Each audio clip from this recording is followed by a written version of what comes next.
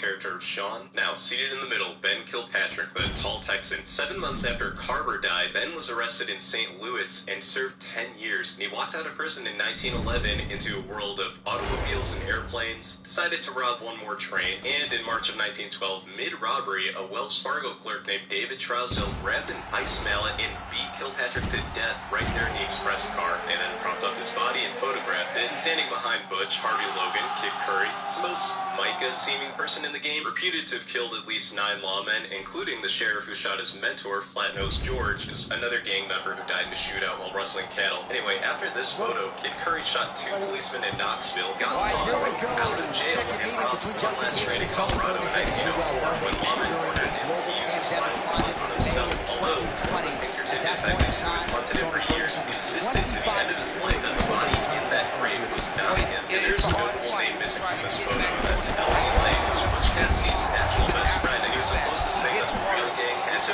Jose and Matthew's second-in-command type. He was already serving life in prison when this photo was taken for a train job that got a sheriff killed. But in prison, Elsie managed to talk several riding inmates into releasing the warden's wife and daughter, and the governor actually pardoned him for it. He walked free in 1906. He went straight for good. He got married and died in Los Angeles in 1930. And he's really the one member of the gang who got a good ending. So no, nobody's all out the wild buzzers. No Micah, there's no leader getting corrupt and going crazy. And of course, Rockstar took inspiration from a lot of different outlaws and Old West gangs who made Red Dead. I mean, obviously Doc Holliday inspiring the tuberculosis storyline, Jesse James inspiring some of the robberies, but it's true that just engage him mindful as he enters the pocket.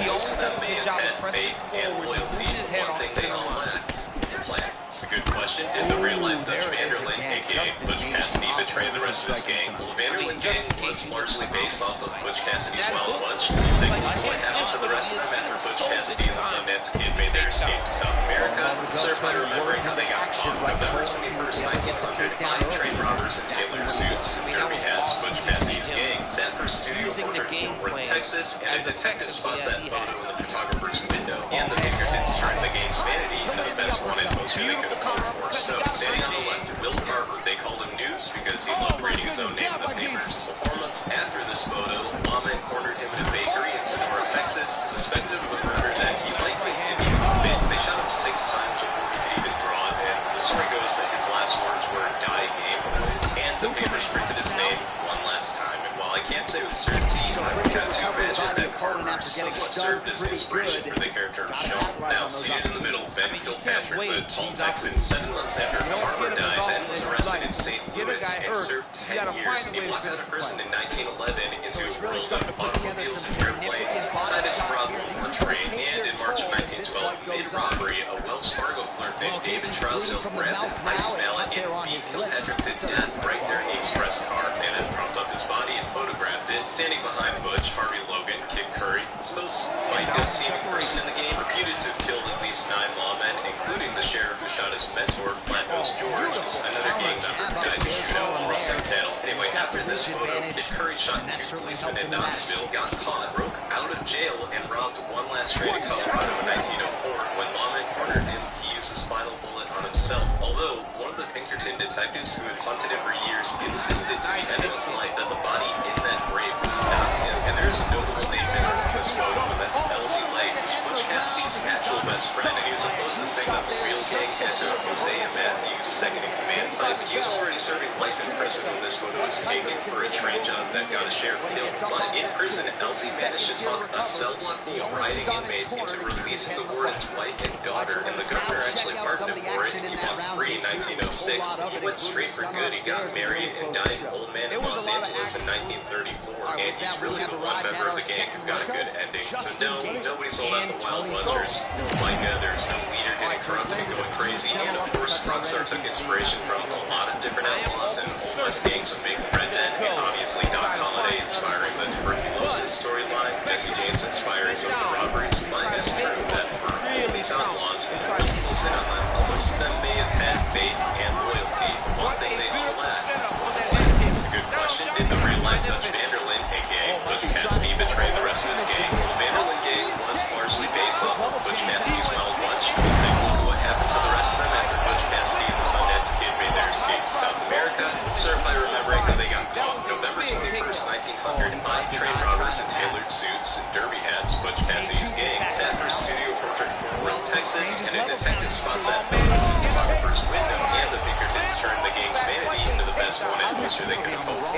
Standing on the left, Will Carver. They called him Deuce because he loved reading his own name in the papers. 4 months after this photo, lawmen cornered him in a bakery in Sonora, Texas, suspected of a murder that he likely didn't even commit. They shot him 6 times before he could even draw it, and the story goes that his last words were "dying game boys," and the papers printed his name one last time. While I can't say with certainty, I would have to imagine that Carver somewhat served as inspiration for the character of Sean. Now, see in the middle, Ben Kilpatrick, the there it is again, right crossing Tony Ferguson. You know his baseball background kind of throws that a little bit like the fastball. He walked out of prison in 1911 into a world of automobiles and airplanes, decided to rob one more train, and in March of 1912, mid-robbery, a Wells Fargo clerk named David Trousdale grabbed an ice melon and beat Kilpatrick to death right there in the express car and in front of as he is shown tonight. Ferguson's got a bruise now starting to appear on the right side of his body. That was beautiful, John. He set that up beautifully. His opponent is on wobble legs now. Oh, and another shot for good measure. He cannot keep taking these hard shots to the head. Oh, trying to hold his own here. These guys are absolutely getting after it. Huge shots landing on both sides. Strip the bonus checks now.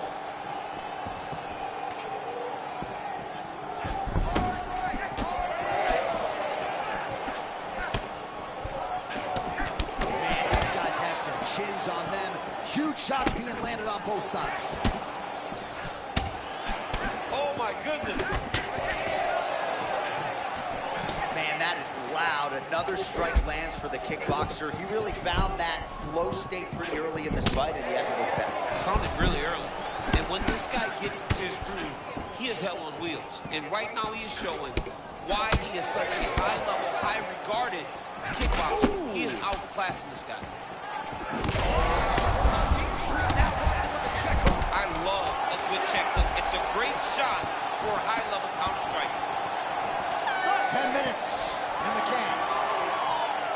Wow, what a performance in that round. I'm no judge. I'm not sure a 10-8's even enough. Total dominance and nearly got the finish. Total dominance. Almost his body and photograph did standing behind Butch. Harvey Logan kicked on multiple occasions. Didn't put him down now. He just hurt him. But maybe, just maybe, he will find a shot that will put him down once and for all. You know the real game that inspired Red Dead Redemption 2? The game takes place in 1899, and that year was not picked at random because in the real-life 1899, a real-life gang of charming outlaws was robbing trains across the West and living together in a hidden camp and being hunted by the actual Pinkertons. And when the world finally closed in on them, their leader did in fact have a plan for them to make their great escape across the ocean, although not too Tahiti. But this gang, of course, was Butch Cassidy's wild bunch.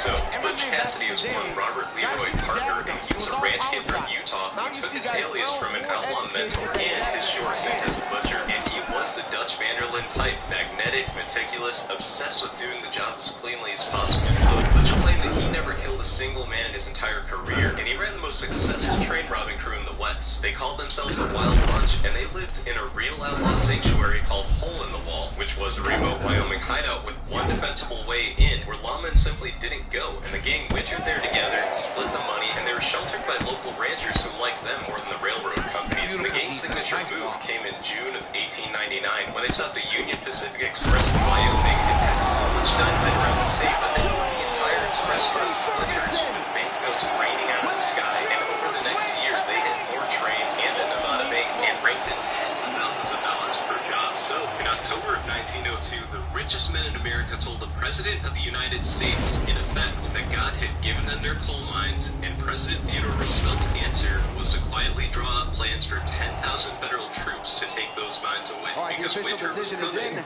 Here's Bruce. About to freeze. So in 1902, the only heated nearly every home in the span of only 36 well, must-see years. TV every step of the way. El Cucuy, Tony Ferguson getting his hand raised inside the octagon. That has become a familiar sight over the years. Tony Ferguson is a butcher. He slices and dices all of his opponents up, and tonight he did that again in order to get this victory. Great job, Tony. Butch Cassidy betrayed the rest of his...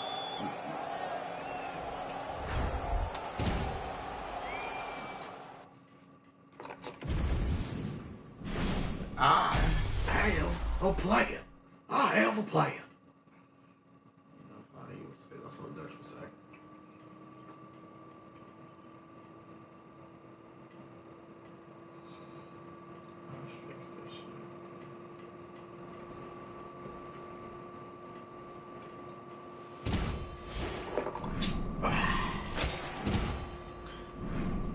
stiff.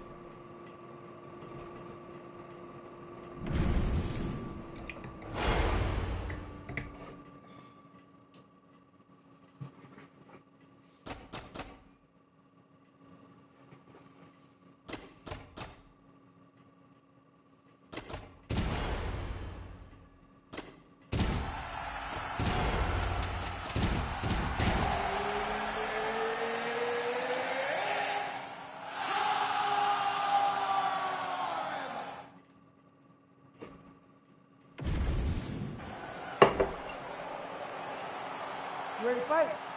Ready. All right, a rivalry resumed tonight as we get round one underway in the welterweight division. Kamaru Usman and Leon Edwards, and we'll see if Usman can get off to a good start here tonight. He has to, John. He's got to close the distance. He's got to take Leon Rocky Edwards down early in this fight. Leon is an absolute sniper in the stand-up. His hands, his kicks, he does everything well when standing. He struggles, though, and Usman can take him down, and that's the only time he's ever lost to him. All right, so here we are early in the round, and as you saw, able to secure the takedown with relative ease. I mean, just showing off that wrestling game right now. Moving his head pretty well defensively on the ground here.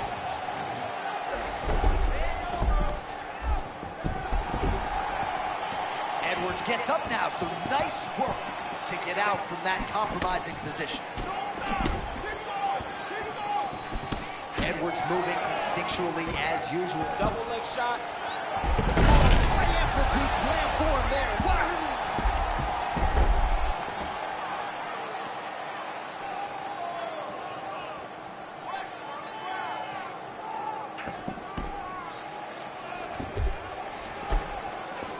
Well, the ground and pound is there once again. Strong work here by Kamaru Usman.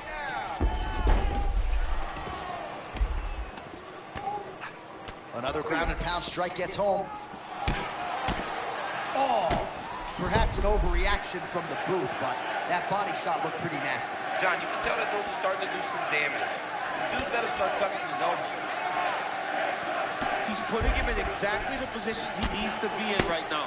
He's able to relax here, and he understands, being a veteran of so many fights, that as long as he's on top, he's winning. He feels like he's winning here. Oh, beautiful work to make the transition there. Working from the top here. Pretty strong ground and pound by Usman. And another one. Another strike from the top lands for him. All right, so a grueling battle on the ground, and no surprise, the crowd pops in appreciation as the fighters work their way back to the This field. is an educated crowd, J.A. They appreciate high-level grappling, and that's exactly what they got in that exchange. Well, the offensive wrestling has been there all night. Perhaps we get another takedown attempt here. It's what he does, right? This is what we knew he would be trying to do in this fight tonight. It's working. He's trying to take him down. There you go. Oh, slams him down. Beautiful transition to side control. All right, so the big storyline in this one, the Nigerian Nightmare, Kamaru Usman. The wrestling's on point and the ground and pound going on as well. You know, these skills are what allowed for Kamaru Usman to become the #1 pound-for-pound fighter in the world. He is a tremendous wrestler, incredibly strong, and you are seeing all that happen in the octagon right now. He is on point. Well, as usual, suffocating work from the top here by Usman. Saved by the bell. There is the final horn. He was getting grounded. He was getting pounded just at the end of the round. So you see he's taking some of this time here to get back to his feet. Only 60 seconds on the clock between rounds. We will see if this young man... All right, let's look back at some of the action from that previous round, DC. How about just the efficiency? All right, here we go now with round two. Kamaru Usman and Leon Edwards. Good.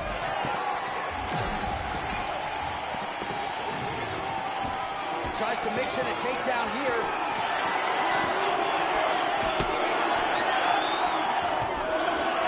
Nice job there by the Jamaican-born Leon Edwards as he gets the takedowns. You know, we're always banging on the UK and the Brits for their wrestling, but Leon Edwards got some wrestling game. Yeah, Leon Edwards has wrestling. And I remember when he first came to AKA, he did not have wrestling.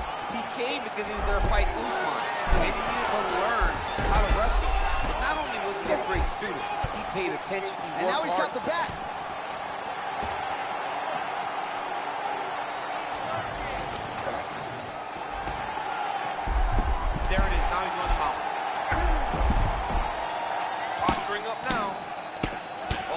rises up and lands a huge head strike there. Nicely done by Kamaru Usman. Well, you can sense the corner frustration. He has not had any answer for these body shots.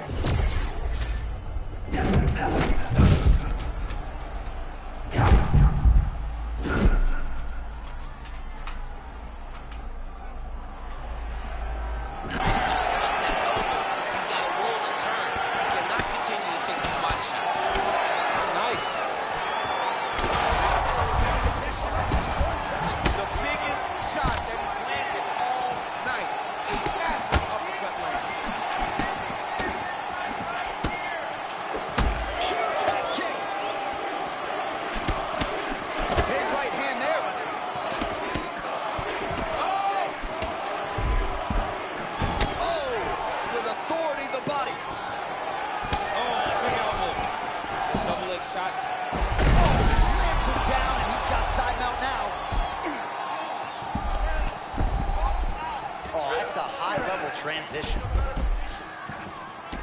Edwards is all sorts of bruised up on his body. That is going to hurt something fierce tomorrow.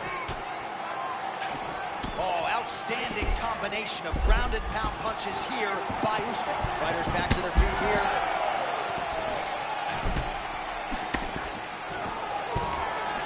Another takedown attempt here. All right, so there it is again. Rinse, repeat, another takedown. Just like we mentioned off the jump, this wrestler has been up in his opponent's face all night. Well, according to the game plan... Oh, he's looking for the submission here, champ. Oh, he's got the Kimura position locked in now. Look at him buck his bridge, straighten that arm, get back to the direction that he was straightening the arm and get back to his knees. Great job.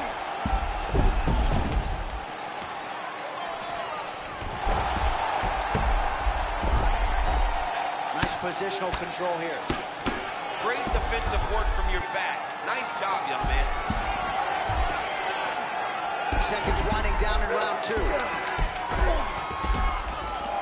Usman's able to make a nice transition there back into side control. And the horn sounds on round two.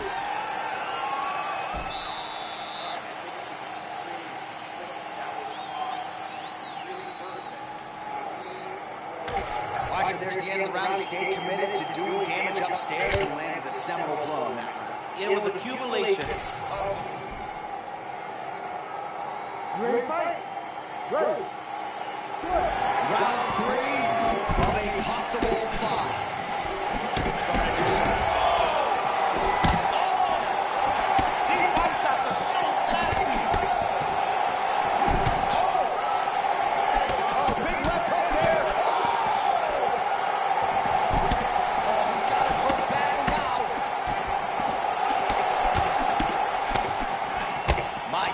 There it is again. Another right cross from Usman. Come on, Usman is a master of fighting the right hand. He can do it whether it's a jab, and he can do it whether it's a cross. Oh, can't do that side. It's allowed to be a nice trip to the down. Oh, great placement right there. Got into the clinch, started manipulating the body. The moment his opponent took a misstep, boom, tripping right over the top. Great job. Everything works off the jab for Kamaru Usman. It's become one of the better jabs in all of MMA. And look at his lead hand. It's constantly shot a double leg. Oh, massive slam. That'll change the complexion of this one. Oh, great work to adjust position. Usman's back inside control here. Under 3 minutes now to go in the round.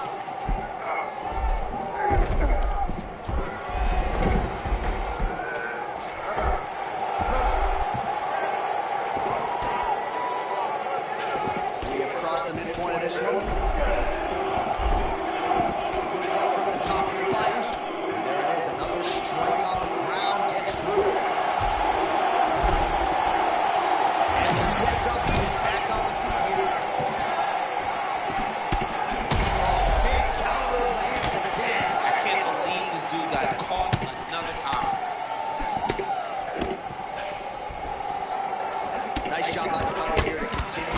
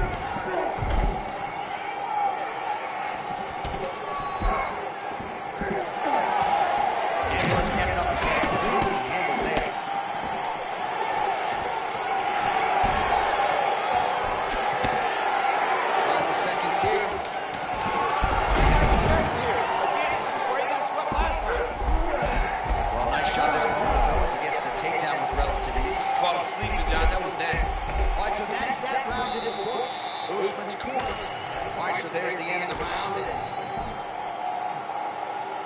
Ready. Ready. Good.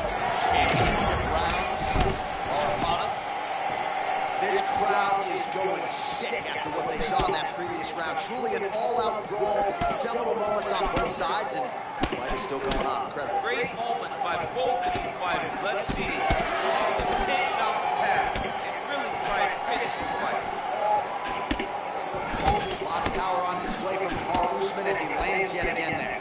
Kamaru Usman showed in the Colby Covington fight, not only is he the best welterweight in the world, he may just be the toughest welterweight in the world because he went through the fire in order to retain that title.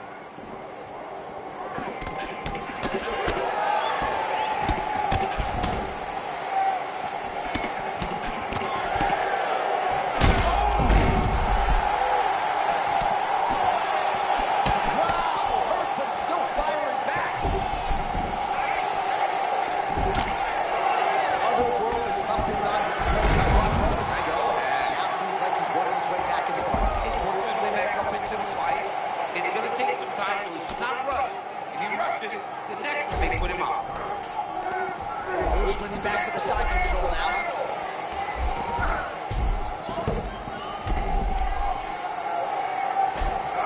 The guillotine choke would appear to be locked in. Yes, it is. That's tight and hot. Oh, that's gotta be it. Ooh, somebody got shot, but he got out. What a great job attacking. Not rolling to the back, giving up the mount. He chose a much worse position over giving up that submission. And look at him attacking the arm triangle on the other side. He's gonna lock him down, try to pass all the way across his Oh, body. how good is that as he gets out? That is great submission defense, keeping everything short and not allowing his opponent to get the submission victory. Good, solid strike on the ground. Well, sometimes our stat guys are stingy with these submission attack numbers. There have been a lot of them here. Submission defense is held up every step of the way. Yeah, he's a great grappler. And he's really, really good defensively because Ooh, hang on a second, DC. He's locking in a submission or so it appears. You gotta be kidding me. He gets out of danger again. once again, he gets his time. Great submission defense. 1 minute now to go in round 4 of a possible 5.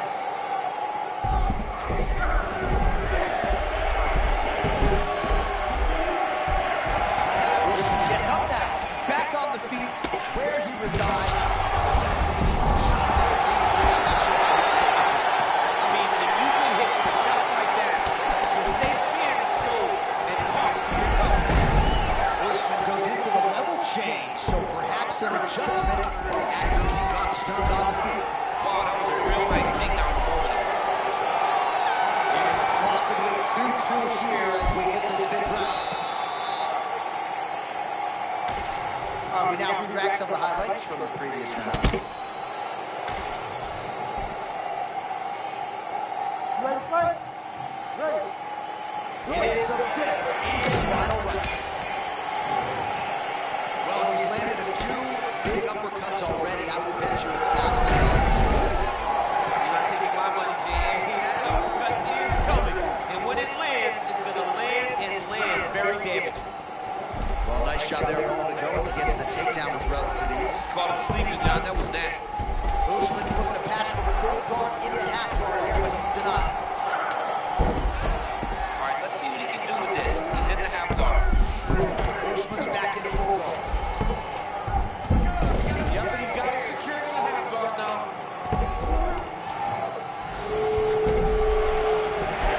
Ladies and gentlemen, that's what they call a full mount. Oh, now looking to posture up, and he lands a big head stroke. Nicely done there by Kamaru Usman.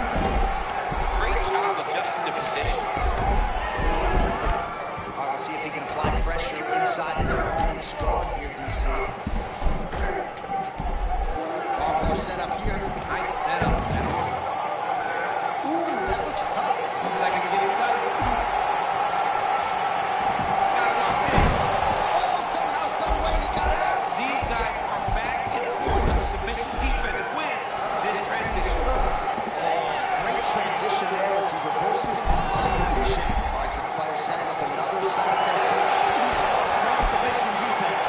This is some exhausting work, man. It is so tiring to be fighting in this way. So much wrestling, so much grounding, expending all this energy trying to hold the guy down. Oh, now he's attacking on triangle. Oh, he might be in trouble here. Oh, come on, I'd be tapping. That's gotta be it. Oh, he got out. He actually bridged, got his hips up in the air, used his momentum to take him back towards his opponent's feet, chest down to the mat to get out of that deep submission. Oh, submission defense holds up again. It's on point. He's constantly on attack, and he's constantly backs away these submission attempts back to back.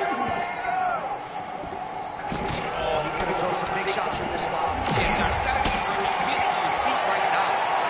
Well, this fight's been pretty crazy thus far. Both guys doling out a lot of damage, and neither seems too bothered by it, but clearly both players are hurt.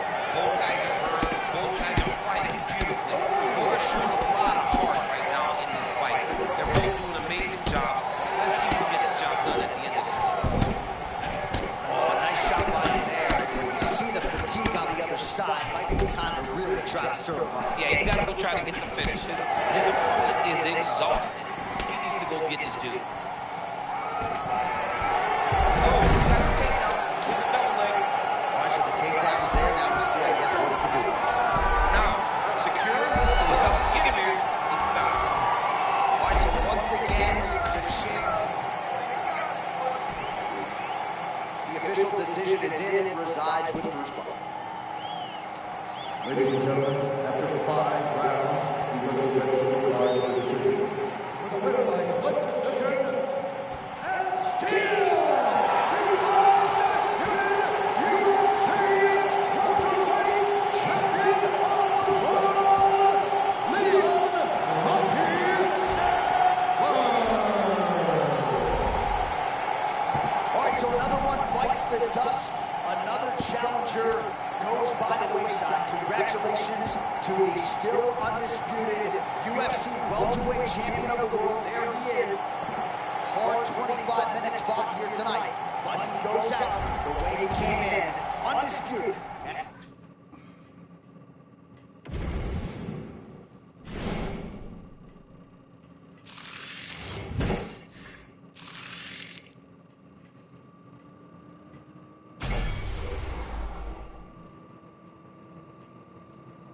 Brought to you by a casual gamer. That fight looked really shit. That fight looked like a real fight. We was basically listening. I like those fights. I love those fights like that. When a fight goes like that, and then basically like when you got two people that are thinking on what's name, how to basically what's name. That dude was basically my match. Like pretty much. I couldn't do submissions on him. He knew a little bit, but he ain't knew too much, pretty much. Which is the same thing as me, pretty much. He probably is a casual gamer himself, pretty much. He's like, yo, I just play ranked just to play ranked, pretty much. Sometimes casual gamers play other modes, which is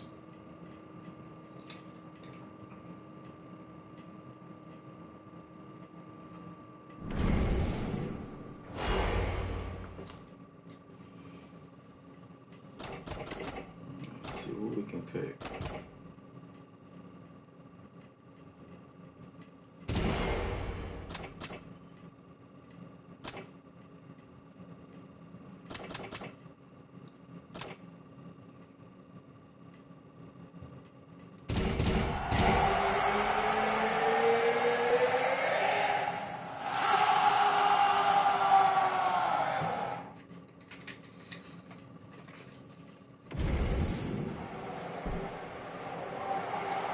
Ready, fight. Ready. Good. The King of Rio, Jose Aldo Jr. This is a man who has brought fans into mixed martial arts across 3 different decades, and he's still going strong. Still going strong, still possesses that great boxing, and it doesn't look like he's slow. That's the one thing that you would have expected. Aldo to slow down. His speed is still there. His explosiveness is still there. Jose Aldo still can be one of the best fighters in the world.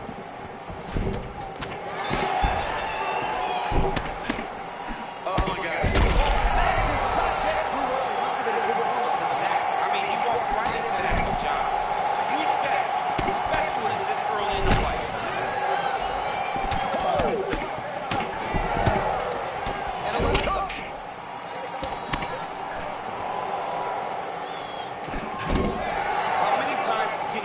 just explode before he starts to fatigue himself. Because every time he goes, it's a massive explosion. Man, you kind of look like me, just walking right into that punch. No defense. You better move that head. Oh, they both threw really hard. We expect to see a lot of movement laterally and otherwise out of Raul Rosas Jr. tonight. Raul Rosas Jr. is just evolving and getting better every time he steps inside the octagon. It's the wrestling, the grappling, and the speed that Rosas possesses that makes him a problem for everyone in this division. I mean, he walked very bad. So many kicks, but that really did make a difference. Oh, nice jab. Switch kick to the body by Aldo.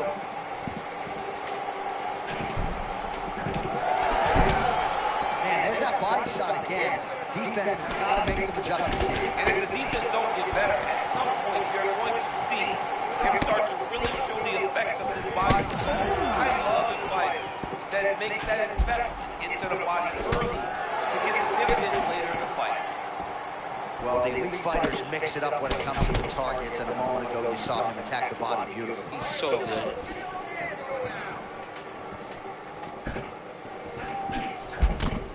Oh, another body shot gets through. Kind of think you start to feel those in the midsection.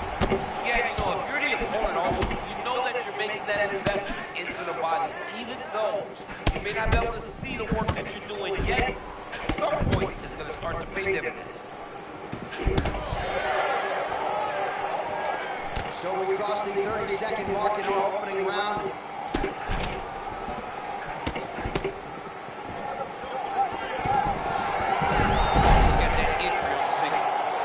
See what happens on the ground. High-level takedown by him, though, to get it. Now let's see what he can do with it. One round down. All right, heading back to the corner, and Aldo's bleeding from the forehead here a bit. Hopefully they can get that under control so it doesn't trickle down into his eyes in the next round.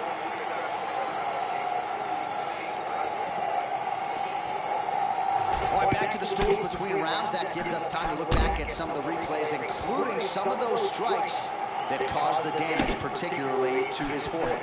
Damage to the forehead. Expect a lot of blood. But when you look at him, he looks like he still wants to be in there. It does not seem like the blood is affecting him.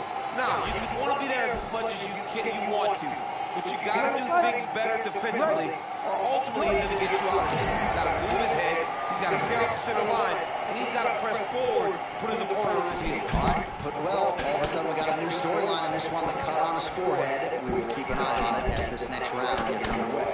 All right, next round is now underway. Hopefully the action continues at a high level for the first 5 minutes. Pretty good first 5 minutes. Both of them can really pick it up. Let's see who decides they're going to lead the dance as we go forward. Feints with a right punch. His corner's calling for those feints. Nice job by Rosas Jr. Glancing right hand lands upstairs. Man, you got to do something about that defensively. The jab gets through the guard again. Just another quick jab that lands upstairs.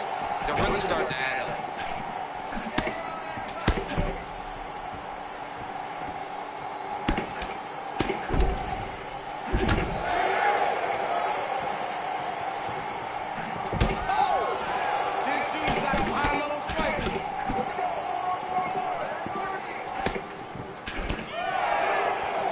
Just over 3 minutes to go.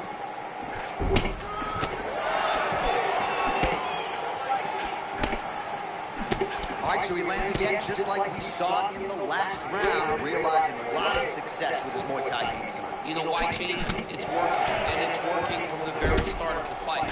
The moment this fight started, you saw the advantage that we predicted was there. He started to take advantage of it early, and now he's continuing to build on that. This kickboxer looks amazing tonight. Pretty nice entry and takedown by him a moment ago. That was beautiful. Now he's got to secure his position, John. Oh, he's got the back. Right in full guard here. Look for a pass immediately in the half guard. Keep advancing the position.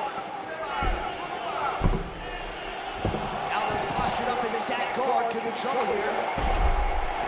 Right butterfly guard down, DC. If you're on the other side, the offensive fighter, what are you trying to do? I've got to separate him, John. I can't leave him against the octagon. That is how they get up. They use the fence as a barrier to get back to their feet. You got to put your body between your opponent and the fence so that you can really control it. Aldo's able to transition back to side control now. Leave the body here in side control. Well, you know I don't like the gi very much, but I have an appreciation and a healthy one for these type of transitions. You can tell he's been in a gi at some point in his life with the way that he moves so freely. I'm skipping jiu-jitsu next week, too. Posture's up now and lands a vicious head strike. Oh, man, how about that sweep? They've been training for it for 8 weeks. Oh, stop it. They've been training for it. They knew they would see that. When you have a guy that's so good at using this move, sometimes he gets you. That's exactly what he just tried.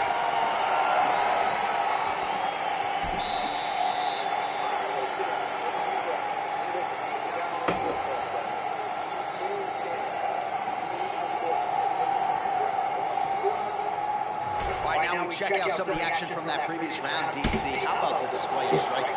Just high level. I mean, you would think that we're watching a K1 level kickboxing match opposed to being in the UFC. Both displayed great technical skills, unbelievable striking.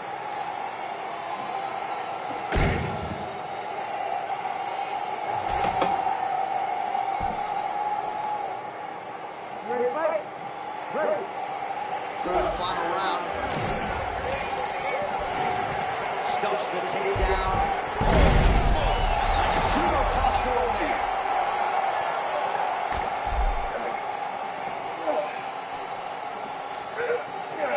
Oh, side control. A lot of options at his disposal here. Oh, right to the mouth. Gonna try to take his opponents back here, and he does.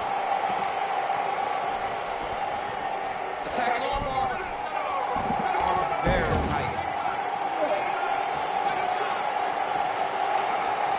Oh, he's got a strong grip on that arm. I don't know. Start to get the elbow. You gotta be kidding me. How did he get out? He just stayed calm. He was able to withstand the fire. Now find himself out and safe. Rosas Jr. getting work here from the top. Let's see if he goes for a sweep to try to get back to his feet.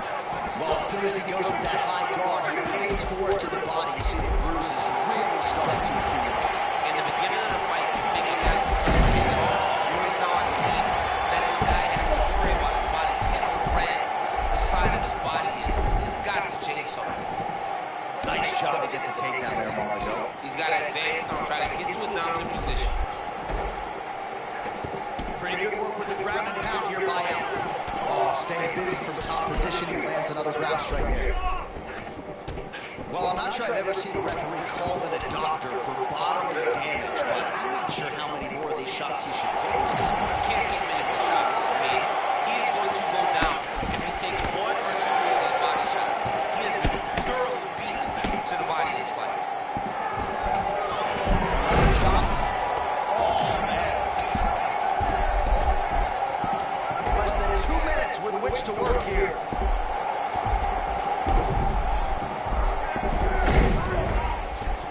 Oh, good defense, yes.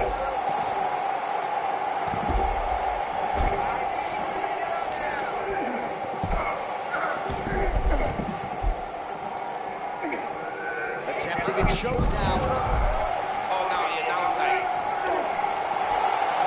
Yeah, he's in real danger. Oh, what a way to escape. Look at him shove the elbow up, John. Break the lock and get back his back to defend that rear naked choke. That's tight.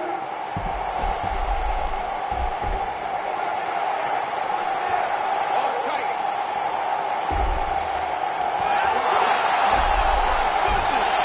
What an amazing finish here tonight. Oh, my goodness. All right, so how about that, Trey?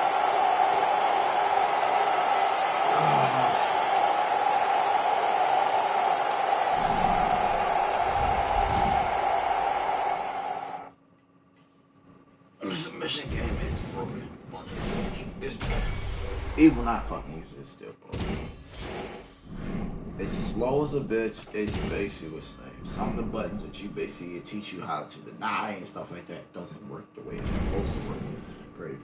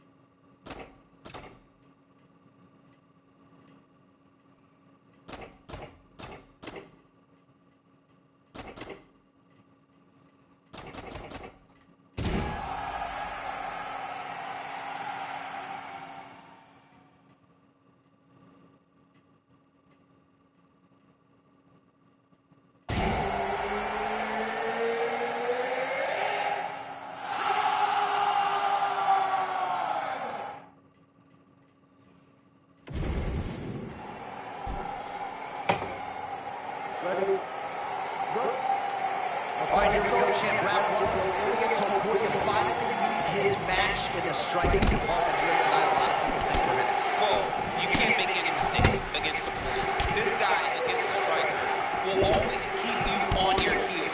He has boxing at an elite level. He has wrestling at an elite level. His explosiveness will be very important the way that he approaches this fight tonight. I'm interested in seeing what Ilya chooses to do.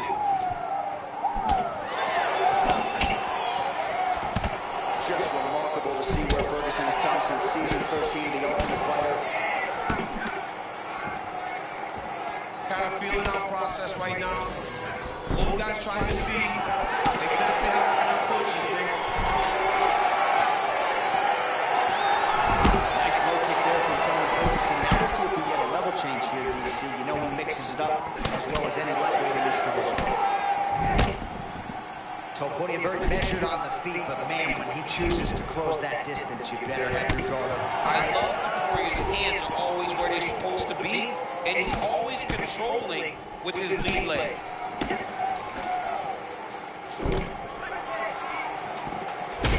Ferguson's eye looks to have been cut open here. Yes, it has. He hasn't moved his head well. He was taking shots too clean, and now a cut has opened up.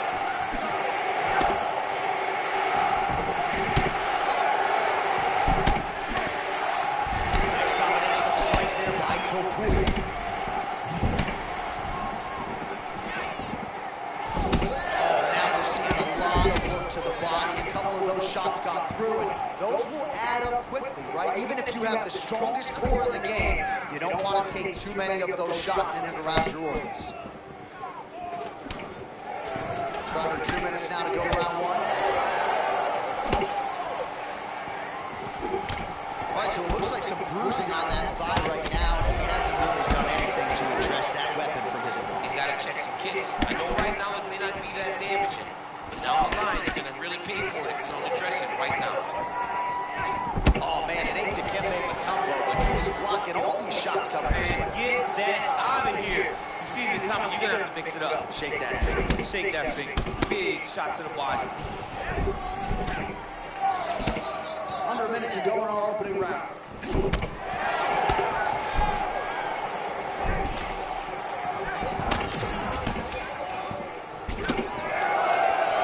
Oh, continuing to work the body to great effect. Ferguson gets back up now.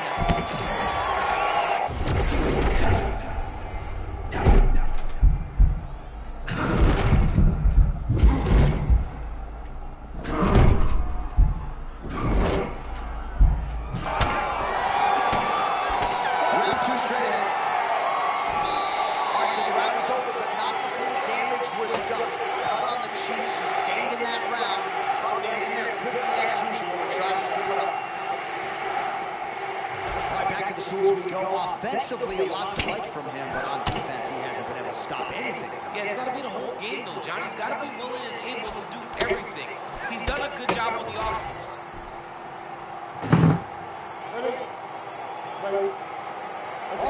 Round two. All right, so as this next round gets underway, hopefully the good action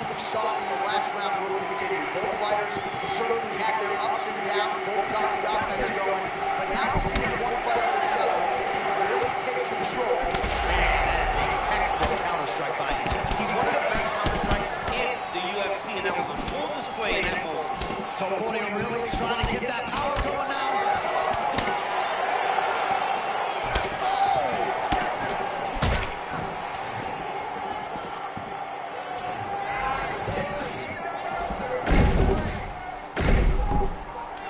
Oh, attempting to go for the leg now. Well, he shoves that leg and he falls back. Oh, what a move to escape. And now he's on the attack. Wow, that was tremendous. Oh, looked like he might get a stoppage there, but instead he is out and right back to his feet. Just hard to know what's coming from Tony Ferguson. Hard to know which leg he's going to lead with. Oh, Superman punches. Ferguson not having it, stays upright. Oh, he shoots for a takedown again. He takes the whole ride. What a high-impact takedown it was. Oh, he puts the heel back. He's postured, landing huge roundhouse. The guy has to move or the fight's going to get finished.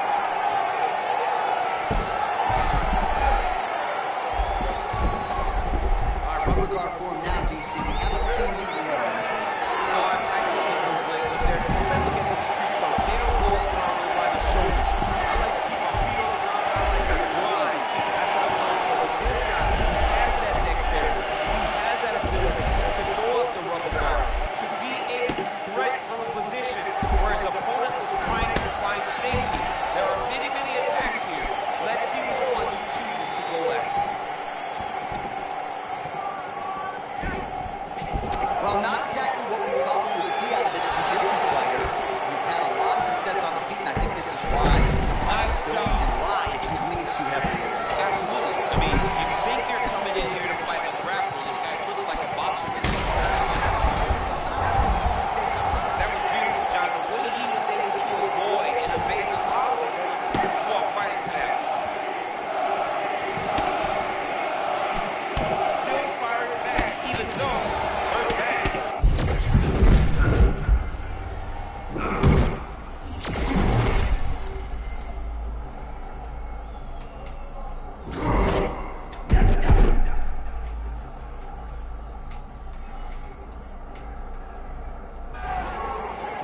Tremendous back and forth action here. It did not take long for these fighters to find the flow state tonight. I mean, both of them are finding that space in their fighting style that allows them to operate at a super elite level. Both truly having tremendous performance.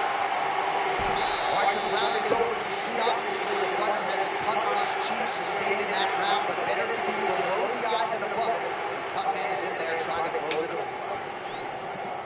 All right, so there's the horn. That means it's the end of the round. And get that man a singlet, man, right? Offensive wrestling on point tonight. That was a tutorial.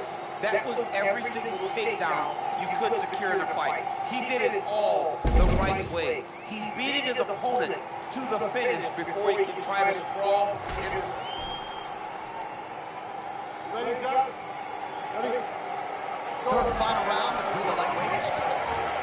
All right, here we go with the start of another round. Pretty good previous two rounds, I thought. Yeah, it's been a very competitive fight. Both guys have had their moments, especially in these last two rounds. You expect somebody to get ahead, but they both been so evenly matched. We're still right from the start. Topuria gets up, he is back on the feet. Looked like he was in a submissive state on the ground, but he worked hard there to get back to the feet. Oh, now gets an underhook to get a more dominant position. Judo trip now. Oh, late defense on the takedown and scrambles to his feet. Nicely done. Now lands a kick to the body.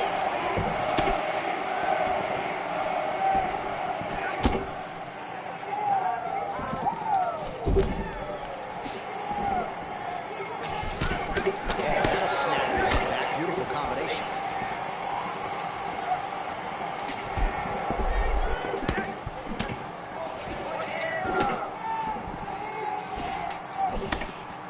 Just over 3 minutes to go.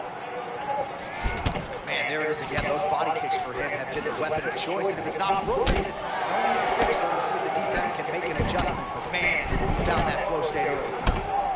All right, late in the fight now, he needs a finish or he's going to lose this fight tonight. We'll see if he goes for it. I mean, he's got to pull out all the stops. There is no more strategy.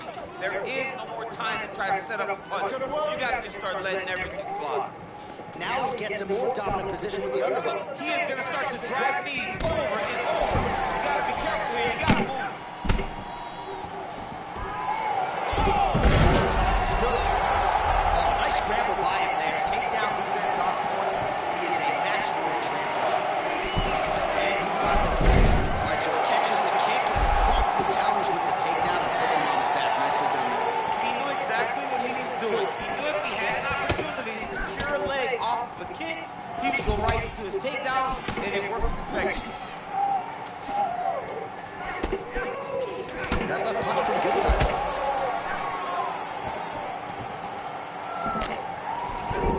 Man, I don't know how you simulate this guy in training, DC. Yet another example there of the dynamic striking game of El Cucuy.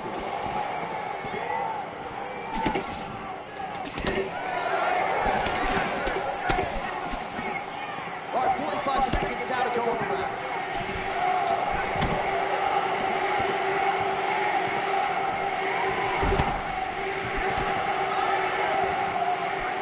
That high kick will get you spinning.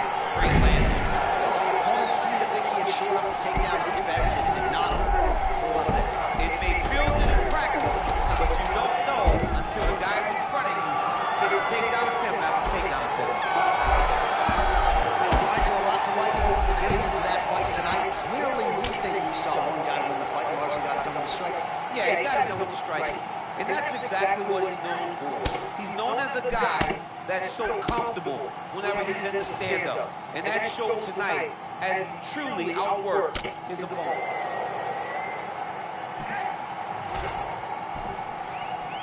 The official decision is now in and resides with Bruce Buffer.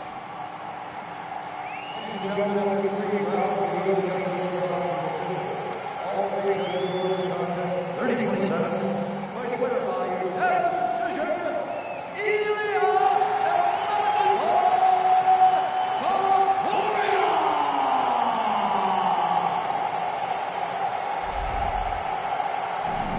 All right, so clearly some discipline.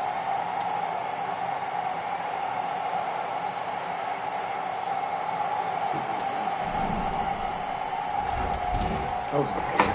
That was a good fight. I like that fight. Because he was coming in with like some crazy shit. That was definitely a good fight. I definitely agree. I definitely would say that was a good fight.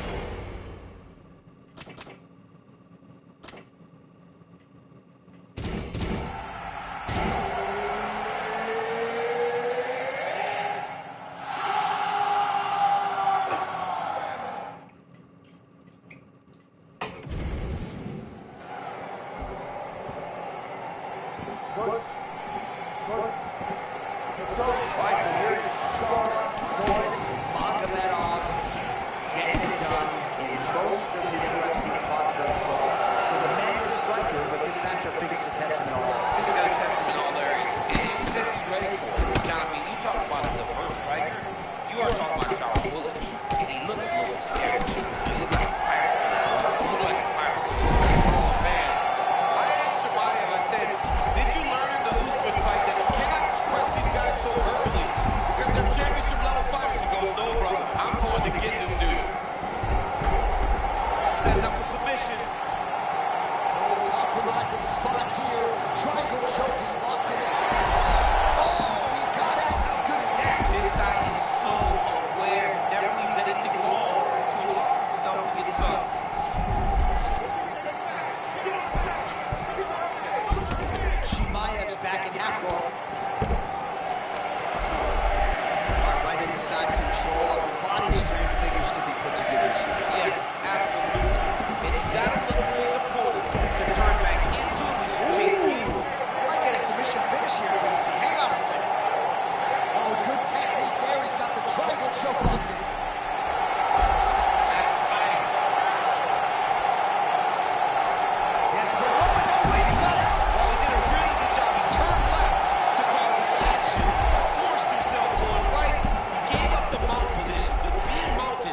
is much better than being stuck in a deep triangle.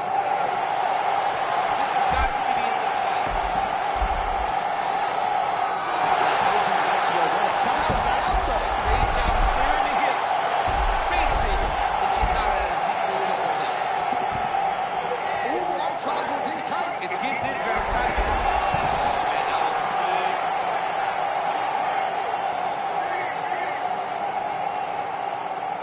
Man, submission defense is a powerful thing. Offense keeps going for it. Defenders held up every step of the way. Yeah, the defense have done a great job just making sure he leaves nothing long, no submission attempts. Even when they get him, he continues to stay calm and patient, and he's defending, he's taking these submissions. All right, champ, late round one, already a few close calls, a lot of submission attempts piling up. Yeah, if you're not careful, at some point one is going to stick. A lot of scrambles. He's hunting for those subs. He's not aware. Something's going to get caught. Fighter is in half guard. Way to stay aware and stay safe defensively. Chimaev's able to make a nice transition there, back into side control. Oh, some big elbows starting to pile up.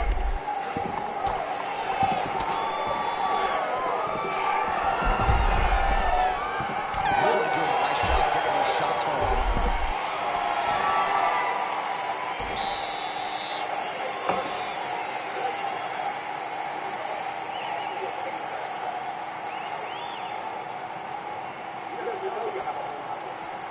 All right, now we take a look at some of the action from the previous round, of which there was a lot.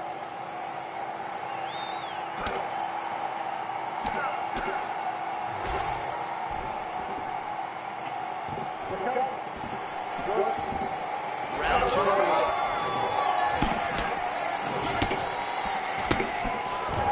Switch on takedown, there you go. Oh, man, the canvas is shaking as he slams him down. Beautiful pass. Chimaev's back inside control here.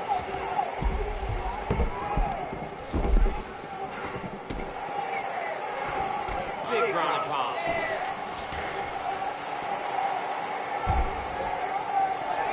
Oh, he reversed position there on the ground, and he's now in the dominant position.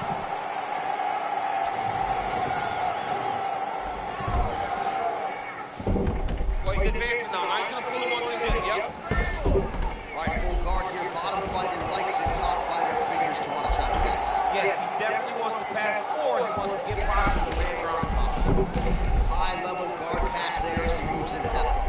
You know the guy's going to his left on the pass, but you cannot stop him. He's tremendous at passing the guard. Good work by the bottom fighter to prevent the pass. 3 minutes to go in round two. Pretty good elbow there from the bottom as he continues to stay active off of his back. Ooh, postures up and now goes with the big strike to the body. Well done there by Sean. All right, dominant position here. He's got the full mount. A lot of different ways he can go here. Maybe try to find an arm bar or just get the ground and You pound. can't attack submission, but no submission will present themselves once he is landing that brutal ground and pound he is known for. Because then his opponent will start to get a little bit desperate to get out from under him, which will then in turn leave arms dangling. Be careful here.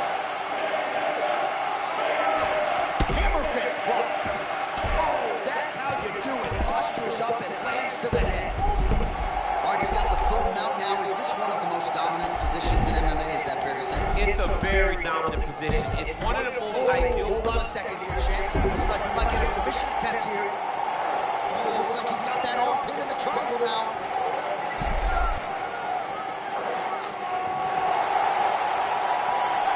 Oh, my God. That has got to be it. Oh, he gets out. He was able to get his momentum going back towards the front and back in the opposite direction to get his hips back and his chest down towards the back. And you just spilled your popcorn all over the broadcast center.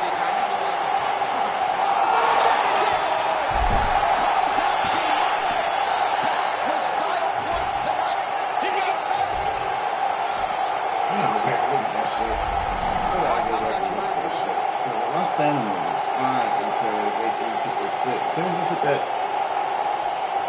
so this went down fast. He must have hit the drain and shit. Should I try to stop it?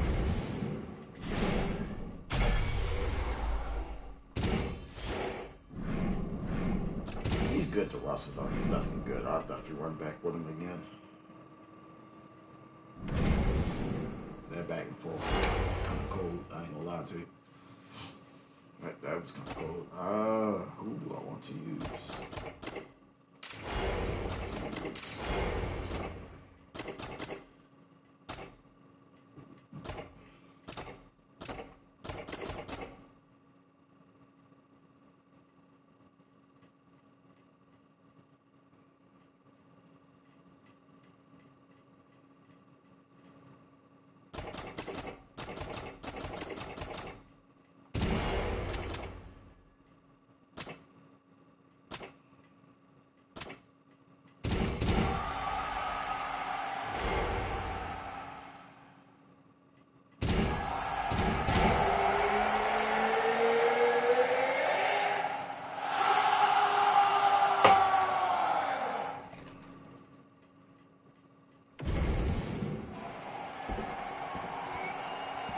Ready, fight?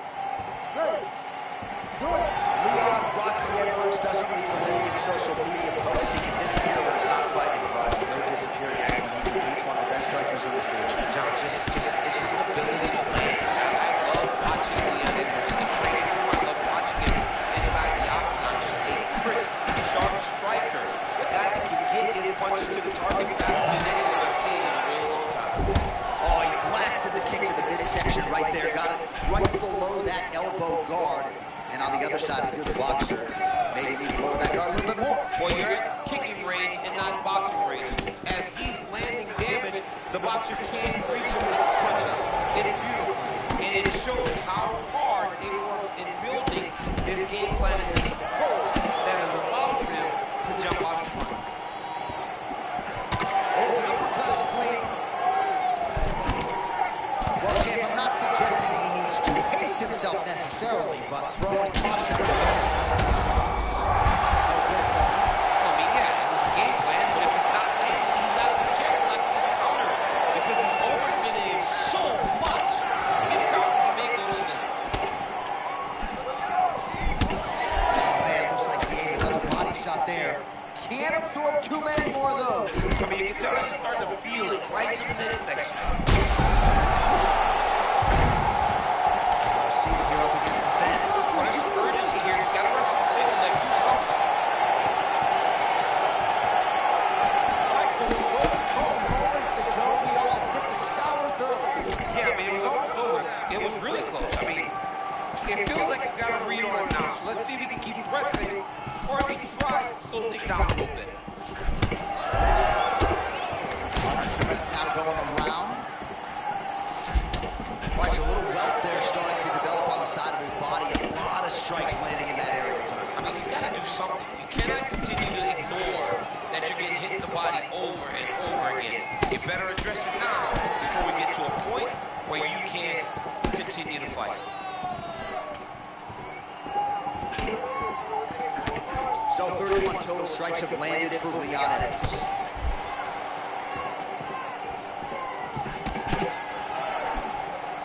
Well, he keeps going back to the well with that left hand, just out of range. Not much behind the takedown offering there. Beautiful block there again. Guard is always where it needs to be. He's smart, right? He's conventional, and he doesn't leave a lot of openings, but it allows him to be so defensively responsible. All right, 20 seconds to go in the round.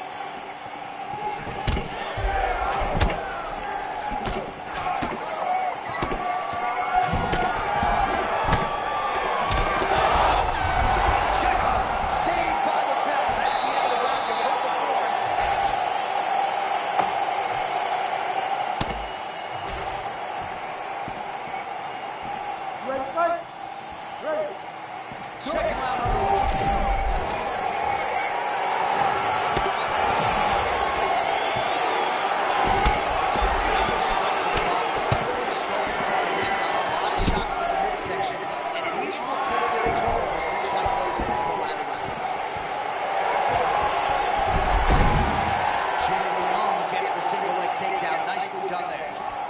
bypass guard here, nothing doing.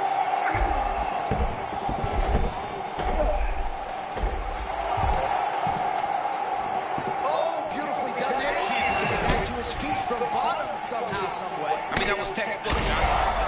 Him advancing. And the moment he thought to himself, oh my goodness, take a breath, he was right up to his feet. Beautiful.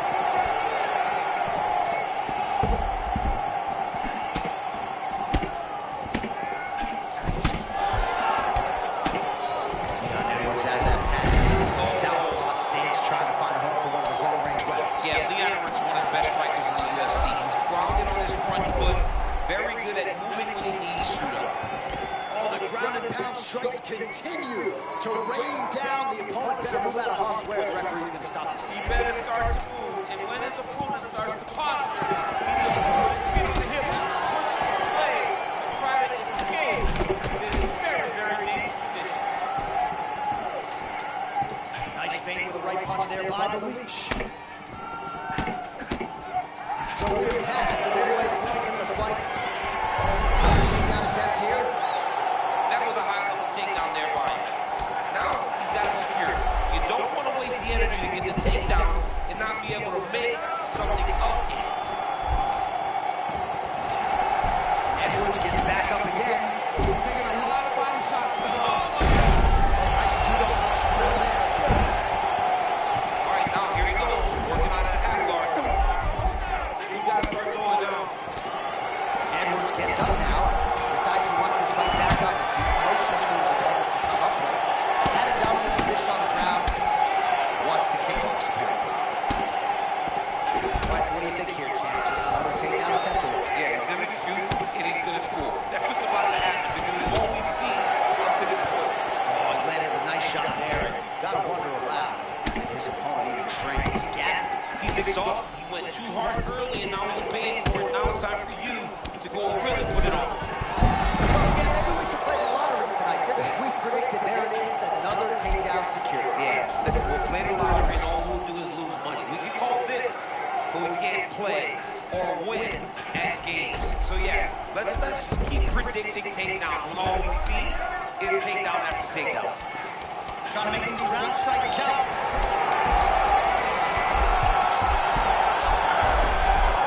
He's going to start trying to move. Oh, there's the horn at the end of the round. So the fight was really caught in a submission there. Just as the horn sounded, safe to say he was saved by the move. A lot of high-level striking action in that last round. Ready. Ready. Third and final round. Oh, nice straight left there.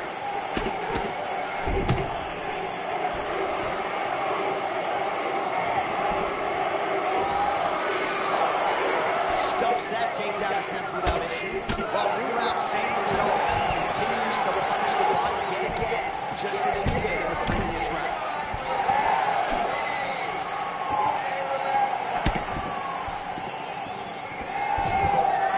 Able to avoid the takedown attempt yet again. Does a great job getting out of that clinch position. Gets in close and gets that single collar tie locked in tight. That punch.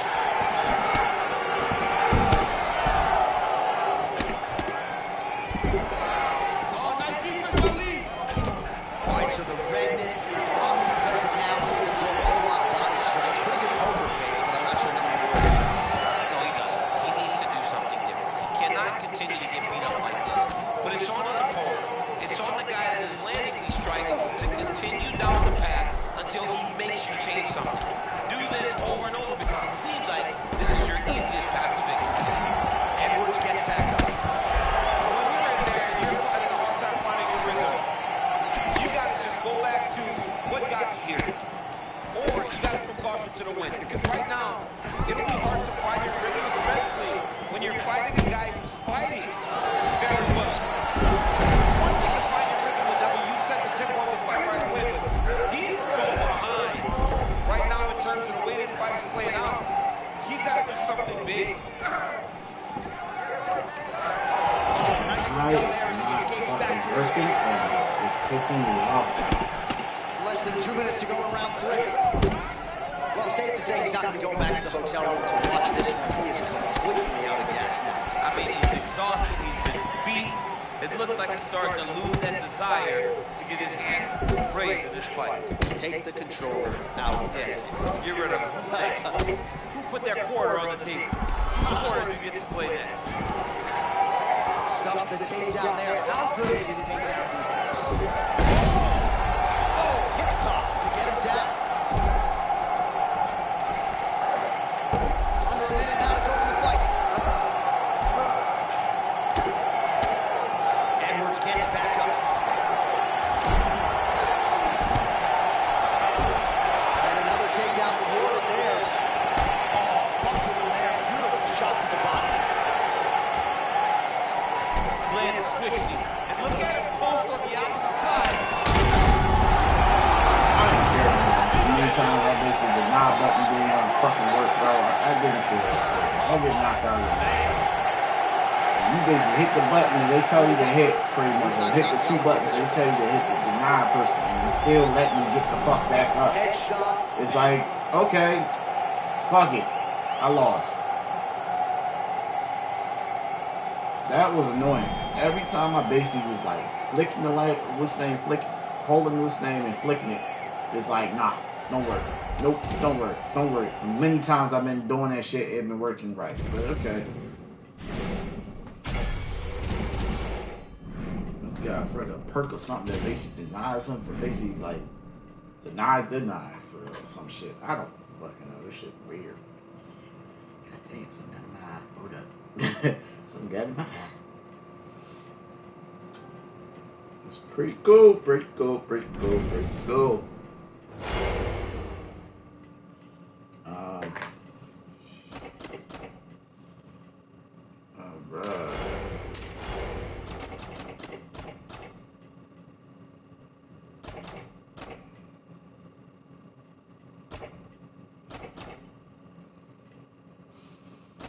Somehow fast hands, somehow fast hands.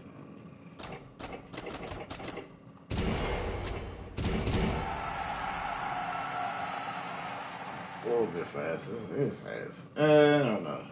It's alright. He's balanced. Let's pick a balanced fighter. Everybody like to pick this man.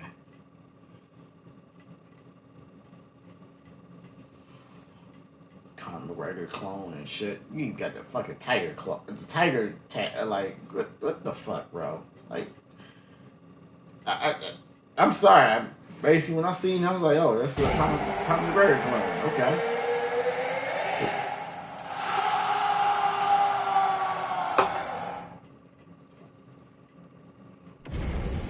He got them hands, but it's like starting to put me in the mind of Conor McGregor a little bit. Back under the bright lights here tonight, and I believe if you hold the roster of the rest of these fighters and ask them who the best fighter in the world was, majority answer will be yeah, that is the key.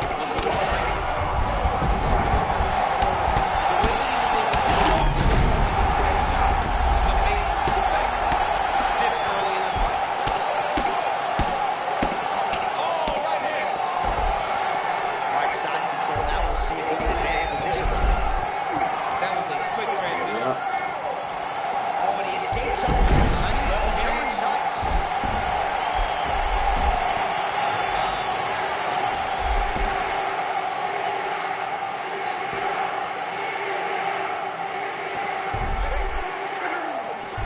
And he's back to his feet. Good sign for him there. Took a 48 advantage. Finally straight to the body. This could be the end. I mean, this fight is close to being stopped. That was a massive shot to the body. Salazar is bleeding from the mouth, Daniel. Looks as though there's a cut on his lip. Thankfully, he's a lot tougher than I am.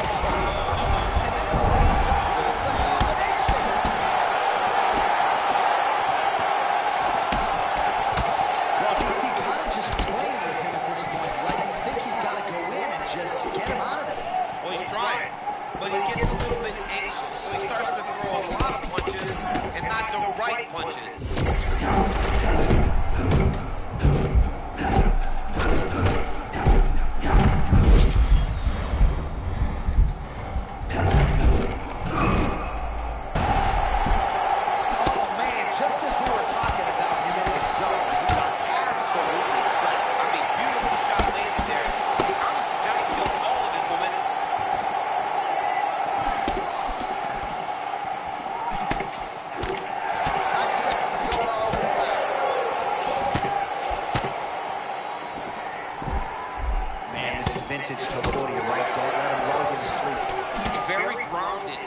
stance, always willing to move forward, and his explosiveness allows him to go from that stance into his attack.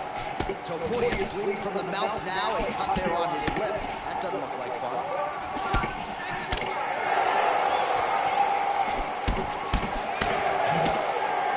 45 seconds remain in the round.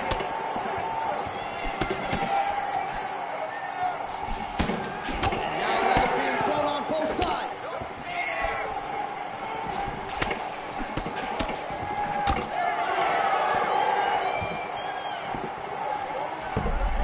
Seconds winding down in the opening round. Saragana's lower jaw does not look good. I don't think it's broken, but starting to show some obvious signs of swelling. All right, that is it for that round, and Topuria's corner now. We'll take a look at that lip. The cut man is in, and you got to tighten that up. It's really starting to bleed now. We'll see if it rears its ugly head as this fight continues.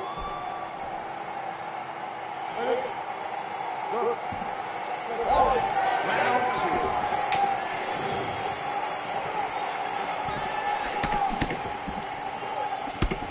Nice hook right there. Not necessarily with full power, but certainly found the desired target.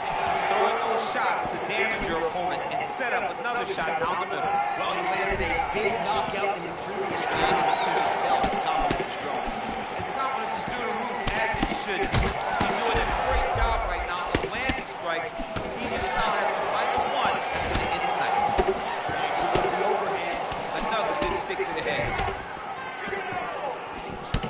Well, this is absolutely the hurt business. It's hard to see which party is more injured, but I think both fighters have been really impacted by their strikes in this one. Oh, tremendous instincts to land the counter with the uppercut. Johnny caught a flush on that.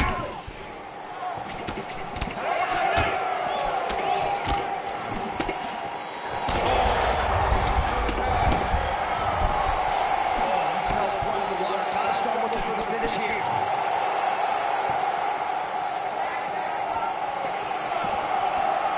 Just over 3 minutes to go now. Topuria's elbow attempt here, that one blocked by the defense.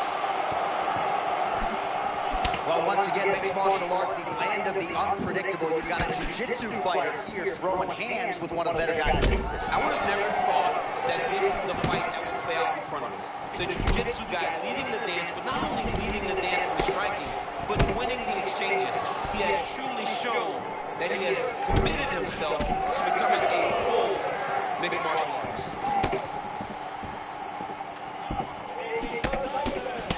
I just love that we are getting this changeover at 155. But we are seeing these guys that have been the rulers of this division fighting the young up-and-comers. We just have not seen many of them have success in these moments. Sarukian promises to be different. Oh, tremendous vision to the eye there as he avoids yet another shot. He's just slipping out of range. Footwork holding up beautifully. I mean, this guy's fighting a tremendous fight scene.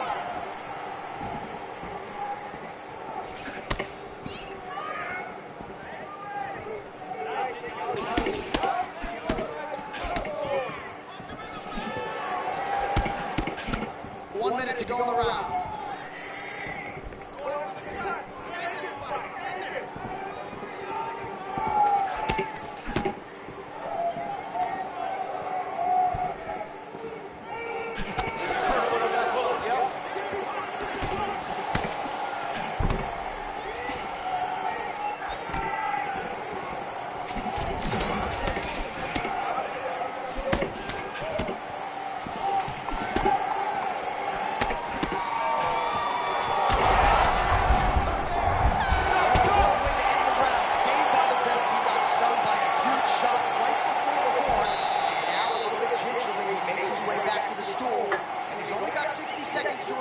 So we'll see if his core, physically, mentally, can keep this fighter in the fight. All right, so there's the horn signifying the end of the round. The stunner there with the head strike midway through nearly got him out of there for good. Almost got him out of there. He hurt badly. He had his opponent hurt real bad. Now his opponent's walking back to his corner. Everybody looks confused. They don't know what they're supposed to do to try to change the way that this fight is going. Just count the fuck out of him. Basic wild shit. And hoping that it hits. Pretty much. Count on pretty much from 1, 2. He needs to even out. He's gone. Close all shit. Oh, look at that. Despite the opponent trying to evade. Anticipation. Close all shit. Close all shit.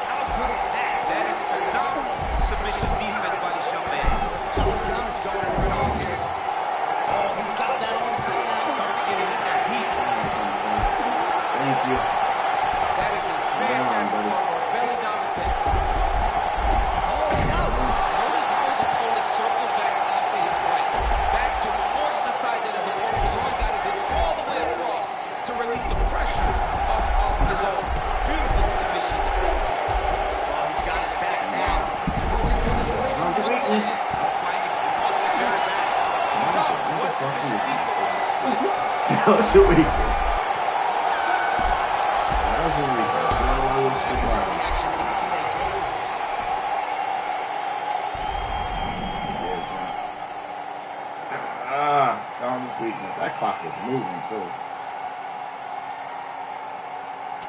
That clock was moving. That clock was fucking moving. Found his weakness at the very end. He had no ground game whatsoever. He's just basically a striker.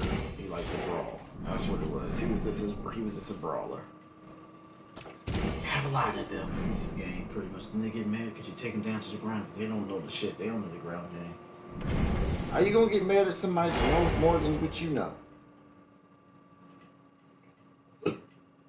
That's a weird way to get mad. That's something to not get mad at. You can't get mad at somebody who's holding more shit on the ground. Shit. We actually kind of... I feel like you got people that are basically diehard UFC fans but don't know nothing about the ground and they willing to learn, and you got the people who don't give a fuck about the ground and think it's a bitch ass thing to do, pretty much. Even though they never been in that predicament, so it happens.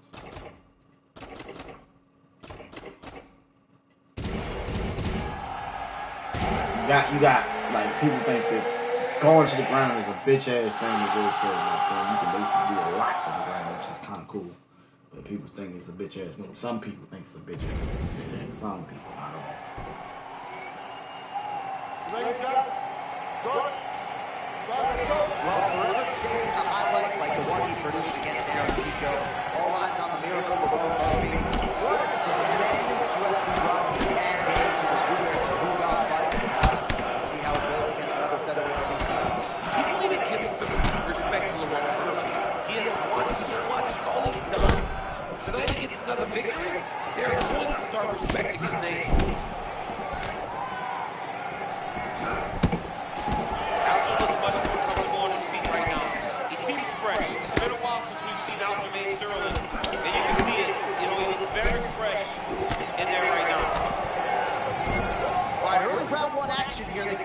plan, of course, was to come out aggressively, but the landing percentage leaves a lot to be desired. He hasn't landed anything. He's gonna empty his gas tank trying to finish the fight, but it's not working.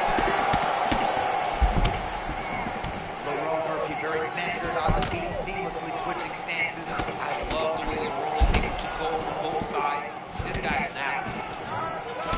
Another nice combination. You don't really know where the strikes are coming from. No, John, they come from the hips because his hands are so low. Generally, a jab comes from the face. With this guy, it's coming from the hips, and it's giving the opponent a lot of problems. Man, he got clipped with that uppercut there. Oh, this place is going nuts. We got a brawl on our hands, folks. The fans are out of their seat. These guys are getting after him. Strong defense there to block the shot. Nice instincts.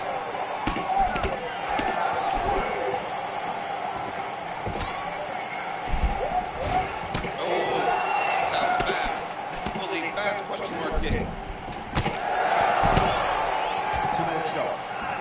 Right, late round one. How about his leg kicks? I mean, this guy is fighting a wonderful fight. It looks like a kickboxing match. Doing a great job of just chopping wood, and that slows him down. Well, that calf is starting to show signs of bruising now. And you can tell in the way that he's walking, it's starting to take an effect.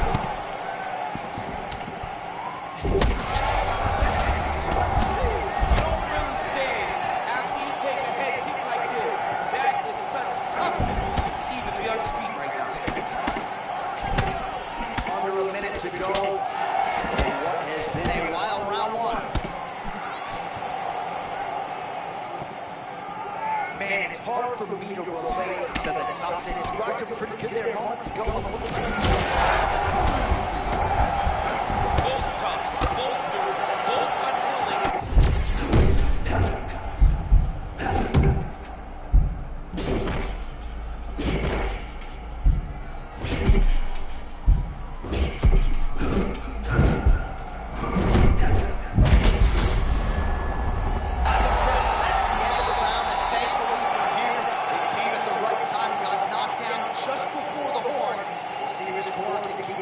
Just 60 seconds with which to recover here before the next round.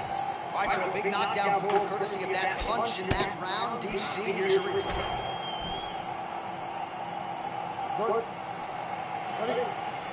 Oh, round two. Nice punch to the head. Oh, lands another hook. Oh, nice punch.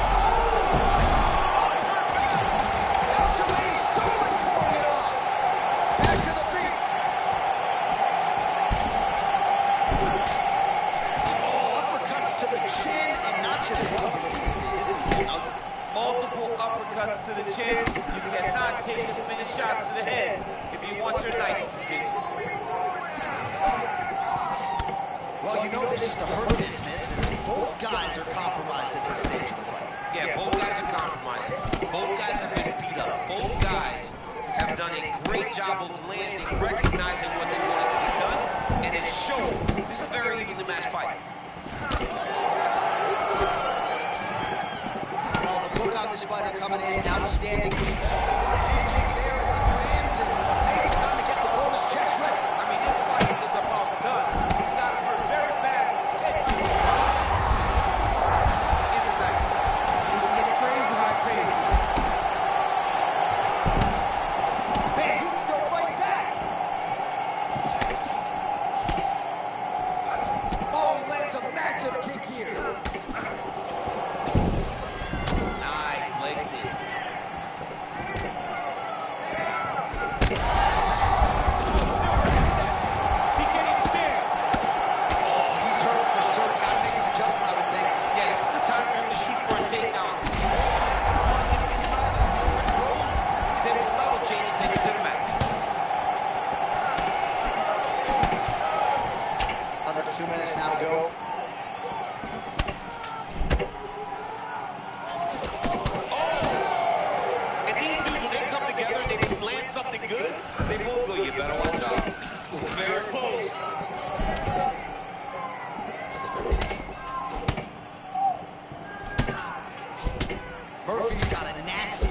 starting to appear on that left side. We'll keep an eye on it. Could pay dividends later.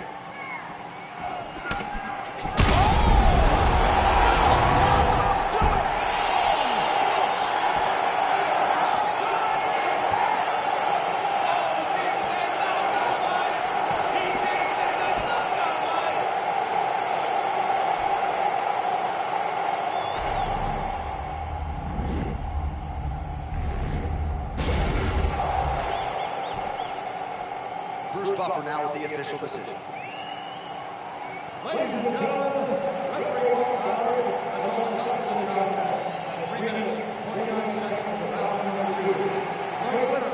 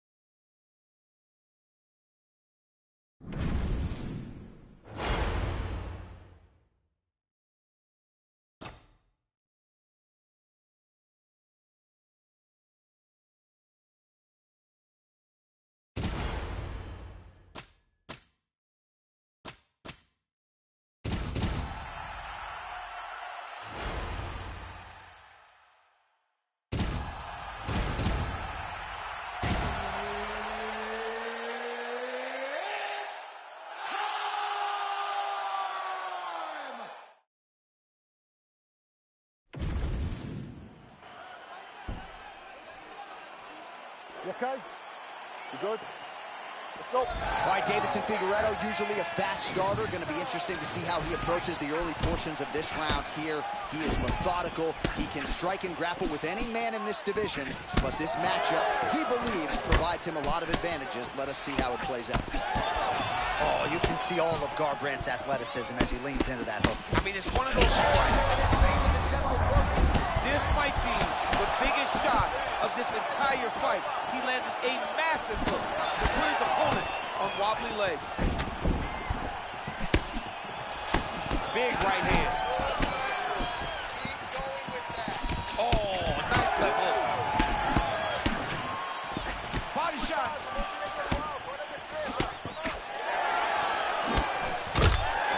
There is no denying the athletic acumen and prowess of Cody Garbrandt. Still trying to channel that prime form.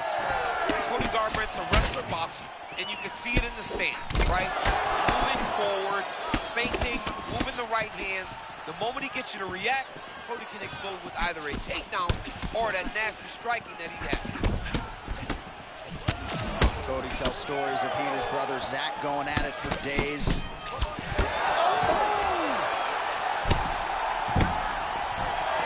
Under 3 minutes now to go in what has been a very fast-paced opening round here. Oh, trying to stay alive, and he will. A beautiful. Oh, big stick up top. That's another. Oh, look at that. Oh, heavy shots raining down.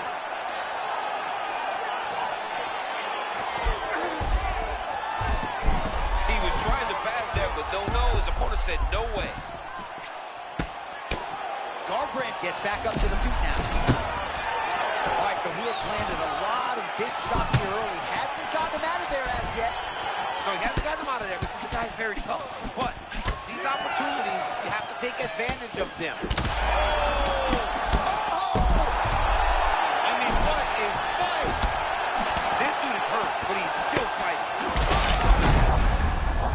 Oh, continuing to attack the ball. These ground strikes are just brutal. Into the body again.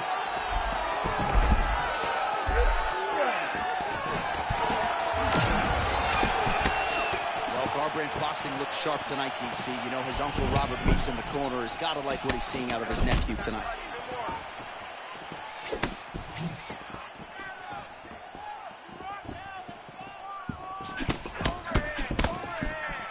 seconds now to go in the opening round. Oh, he cut a nasty cut on his lip. Oh, big diving punch lands up top. That's to it! Davidson Figueredo, the God of War, wins the battle tonight. Wow, he didn't just get him. He got him bad. Well, what a way to get the finish here tonight. Nearly busted his head through the canvas. It goes into the books as a TKO. I mean, it was game over the moment he started landing. You knew that one of these shots would end his opponent's night. This guy is a phenomenal fighter. All right, here now, Bruce Buffer with the official decision. Ladies and gentlemen, referee Mark Honors called a stop to this contest at 4 minutes, 52 seconds in the period.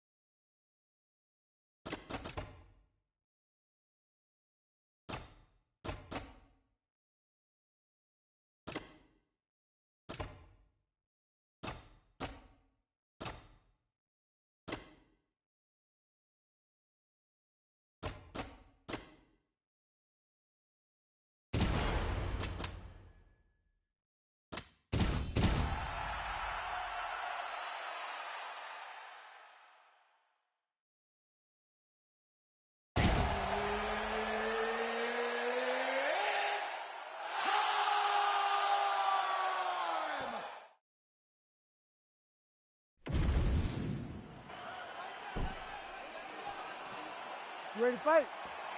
You ready? Good. All right, here we go with the Reaper, Robert Whittaker, one of Daniel Cormier's favorite fighters to play with in EA Sports UFC 6. The man's a marauder. The man's a future Hall of Famer. What do you think he has to do to get his hand raised? He's huge shot lands early round one. I mean, early in the fight, he already had, oh my goodness, John, this could be a quick night. Oh, nice leg kicks.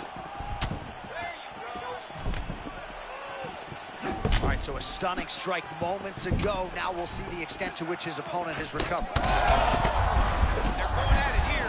Huge shots landing on both sides.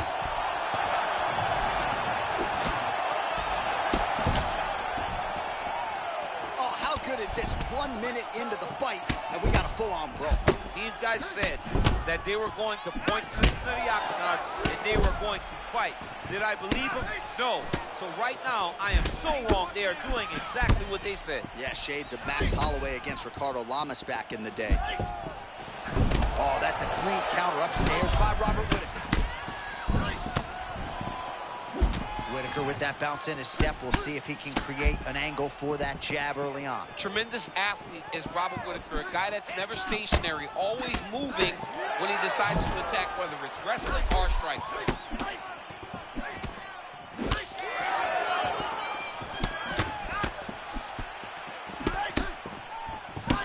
Oh, slipping out of range beautifully. Nice footwork. I mean, the footwork's on point, the shoulders are moving, the head's moving, never on the center line. He is fighting a beautiful defensive fight. Well, not long ago, he landed a big uppercut. We'll see if he can follow that up here. Matchmakers are smiling for him. Right as both fighters. This is such a crazy fight. Oh, another huge ground strike landed by him there. How much more can one man take?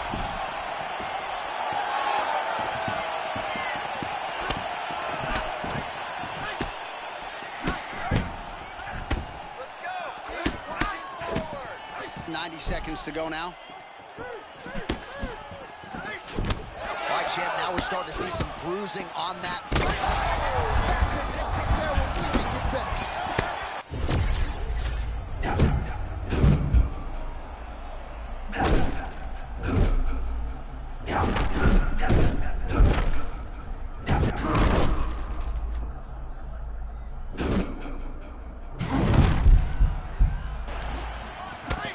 took a while, but finally feels as though maybe he's hitting that flow state, and maybe the tide's gonna turn. You know, when you're fighting, you can't start to give up on yourself when things start to shift. This young man stayed the course, and now that shot may get him going back in the right direction. Oh, bad spot for that cut right on the lip. Broke him open.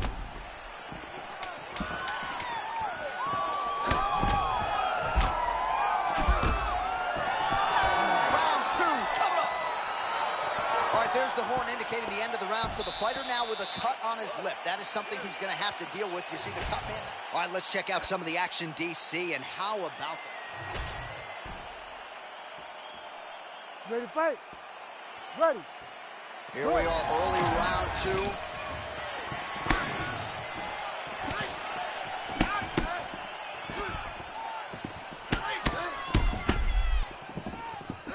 2. Able to block that one. Oh, these leg kicks are really starting to pile up in this round as he continues to beat up that leg of his opponent. Nice uppercut.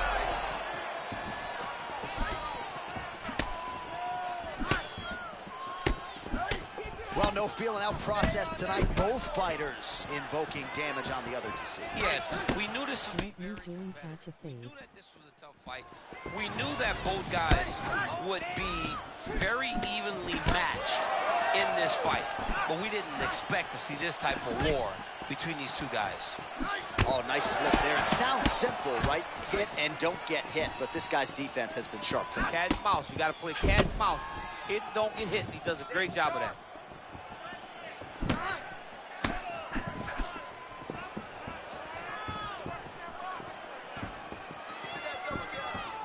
Nice jab by Robert Whittaker. We march on, 3 minutes to go. Well, we'll see if he can turn this defense into offense, but he's doing a great job blocking shots here tonight. As of right now, he's thinking more defensively, and he's doing a great job of not taking any damage. He's got that old shell defense where he throws an elbow up or something right as you're about to land, and it kind of skirts off of his arms, so you never... That's the biggest shot to fight thus far. How's his opponent still standing? I mean, I have no idea. This fight is supposed to be over. And it might not be over now, but it's going to be over very soon. Fellas are going at it here under 3 to go, round 2. Big shots being landed on both sides here. He's able to slip the left there. All right, so I don't have to tell the viewers the bruising on that thigh is getting more problematic by the minute. He just hasn't had any answer for that weapon tonight. He hasn't had any answers. I mean, he hasn't done anything to try and deter his opponent from throwing leg kicks. He has not countered. He has not checked. He has not done anything to make him think twice about throwing his kick, and that is why he finds himself in this situation.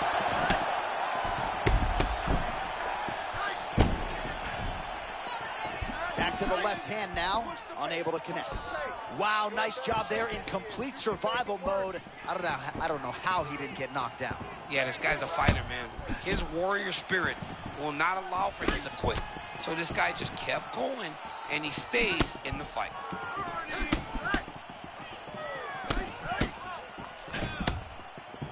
"20 seconds to go, round 2.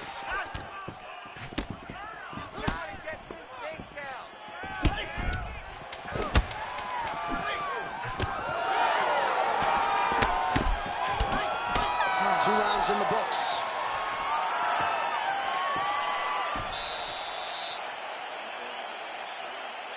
Losing this fight, if it goes to a decision, you're going to lose, no doubt. So what are you going to do about it? All right, so back to the stools we go. They say defense wins championships, and he has not defended well tonight. He isn't trying, or at least it doesn't seem like he's trying. He has got to move his head.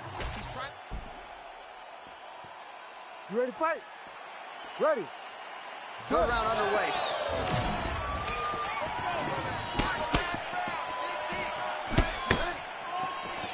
Oh, good work with the jab there.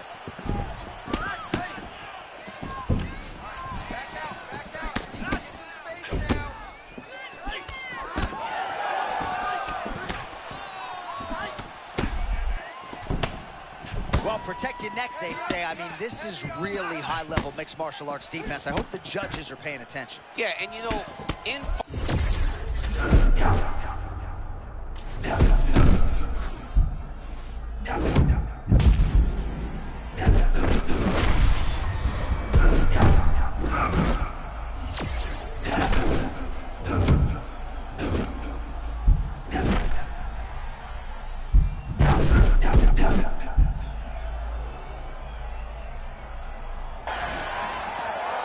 Showcase for these two athletes tonight. I guess they probably had a good warm-up because they have found their rhythm immediately. I mean, both of them, back and forth action. Both fighters trying to enforce their will.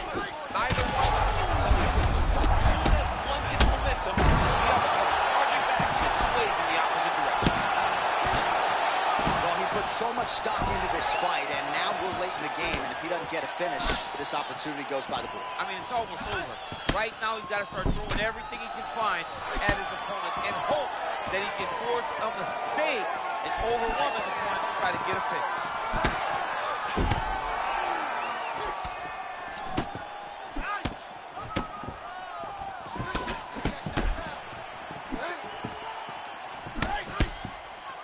Head kick partially blocked.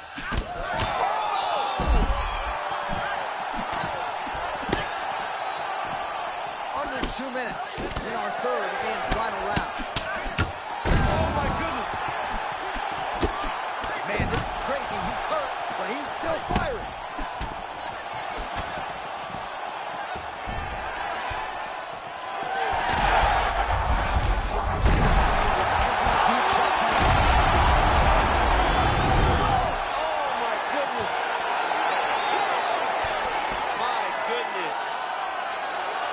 So what a moment in this man's career. A huge finish in front of a capacity crowd. After party's going to be on fire. How about it? I mean, I'm just sitting here stunned because to watch a young athlete have a performance like this was really amazing. The finishing instincts, his ability to close the show, it was next level. It was amazing, John.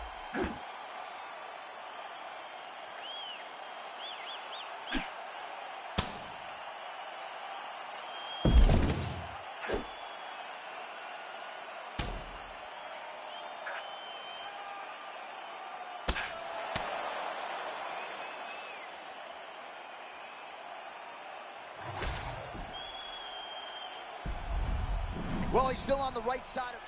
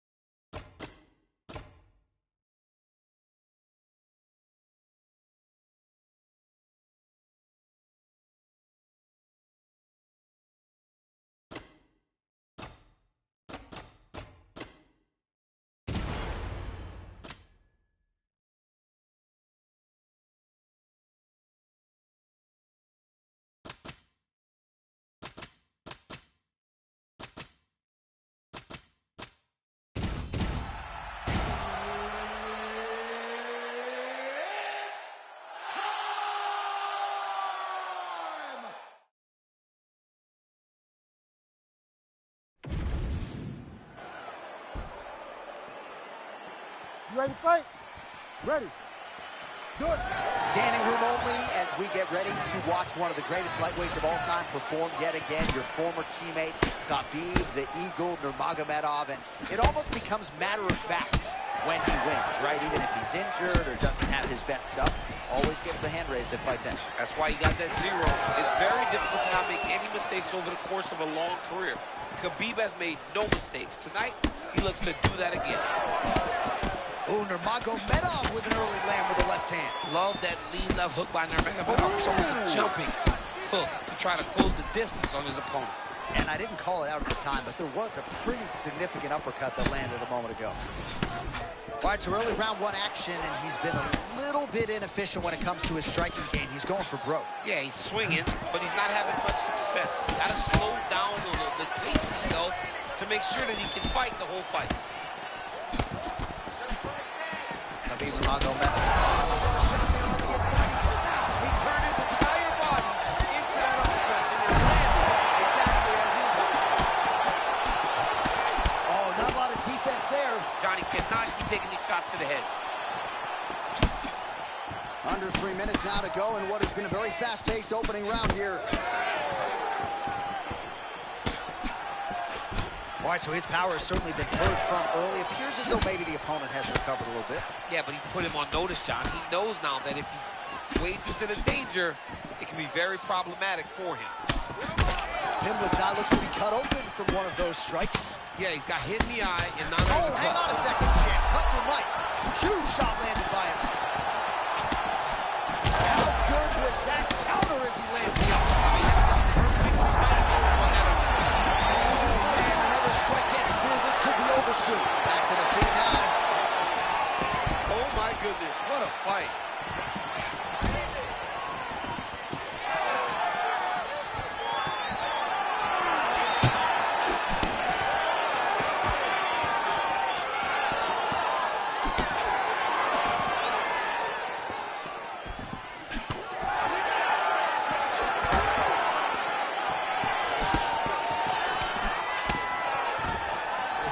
Shot.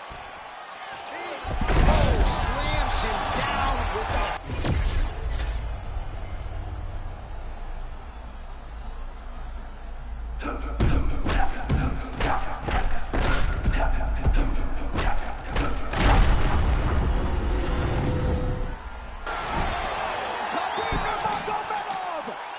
with a massive highlight tonight. The official decision is and still undefeated and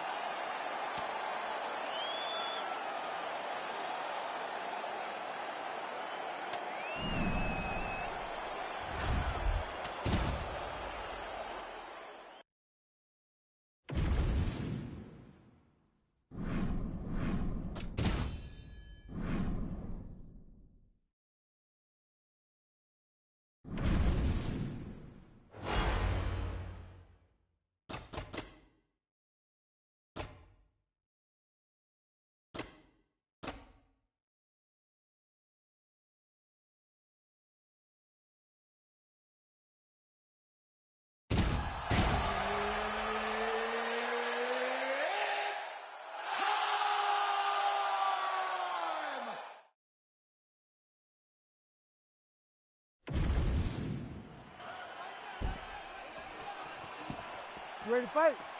Ready. Let's do it. the man considered by many to be the greatest mixed martial arts athlete of all time, George Rush St. Pierre, back on the proving ground tonight. I think George St. Pierre might have been the first guy that fought MMA and didn't have a wrestling background where I went, wow, just wrestling will not work inside the UFC because he can chain things together effortlessly. The guy was a champion through and through, strong, physical, and every time he needed to, he stepped up. Tonight he has to do that again. Duplessis with a heavy cross there. He can do it all. DDP is a tremendous striker, and you see it with him landing that beautiful cross. Hard to know what's coming from Dricus Duplessis. Moves well side to side. Really a switch stance fighter of the highest order. One thing about DDP, though, is that his hands are always where they need to be. He's a guy that almost avoids you as if he's afraid. But just know that the moment you enter, Dricus Duplessis is going to return and return something. Man, I'm not sure he knows where he is. He got absolutely loaded with the checklist. He got excited and paid for it. Hit with that nasty checklist. There it is again. Another shot gets through. This dude better keep his hands up, John. Under 3 minutes now to go in what has been a very fast-paced opening round here. Oh, perhaps an overreaction from the booth, but that body shot looked pretty nasty. John, you can tell that those are starting to do some damage. This dude better start tucking his elbows. All right, so a close call there moments ago, champ. And early, he nearly got knocked out. Seems as though he has recovered. That's crazy how badly he was hurt as early in the fight as he was hurt. He seems to be coming back around now. But let's see if he can keep his opponent off of him so that he doesn't get finished. So moments ago, you may have seen that uppercut got through, and his opponent's going to pay for it. And there's that signature cross from Dricus du Plessis. He can do it all, but that's one of his best weapons. Yeah, DDP's on fire tonight. He is finding it. Hold on, DC. Massive shot lands there.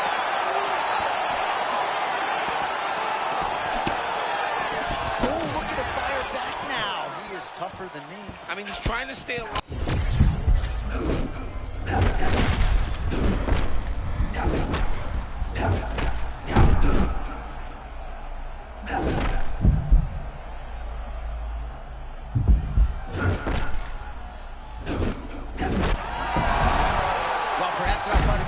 We thought he was overconfident.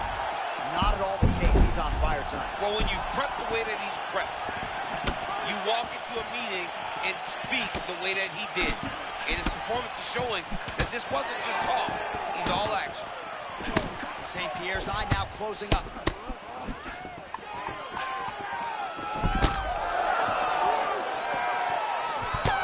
Round one is done. Round two coming up.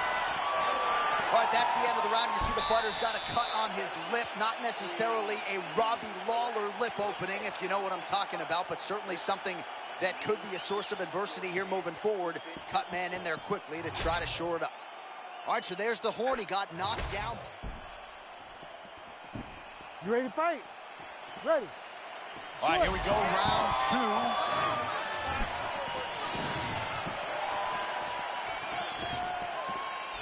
Oh, nice jab to the head there by George St. Pierre. I think his eyes might have crossed. His eyes crossed, he rolled back in his head. This dude is hurt.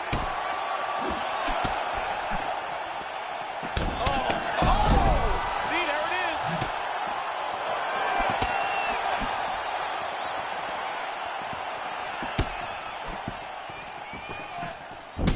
Well, it's been a wild fight thus far. Perhaps a contender for some bonus money at Fight's End.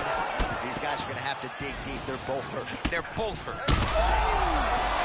What a fight. Both of these guys are trying to finish. Oh, huge left. He's still fighting. There's that right hand.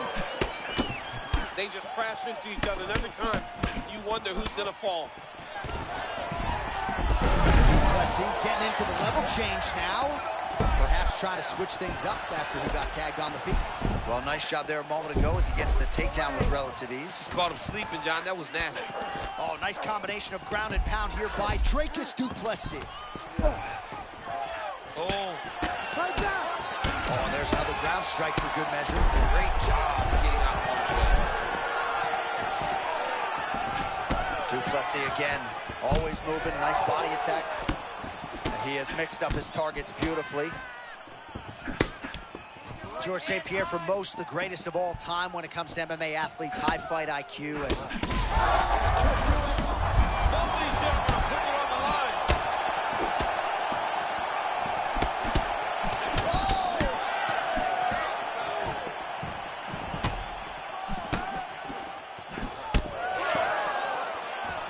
Du Plessis of clear intention here, continuing to strike right at the swollen eye of the opponent. Oh, great adjustment in fight to get the takedown. Beautiful timing on that takedown. He was hurt bad, John.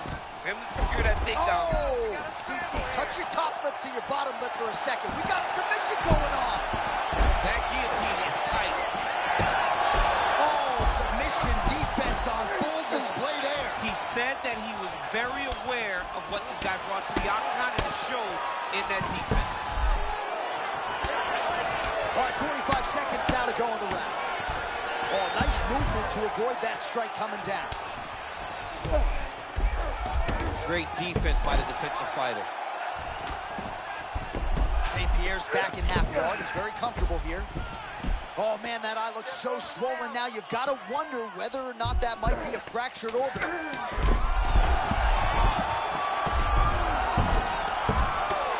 Relentless pressure pressure from the top by George St. Pierre. All right, back to the stool, and he is officially swole, and I'm not talking about... You ready to fight? Ready. Third round underway. So he's really starting to put together some significant body shots here. These are going to take their toll as this fight goes on. 3, 2, 3. Oh, they're trading huge shots here. We'll see who's the last man standing. That was beautiful, John. He set that up beautifully. His opponent is on wobbled legs now.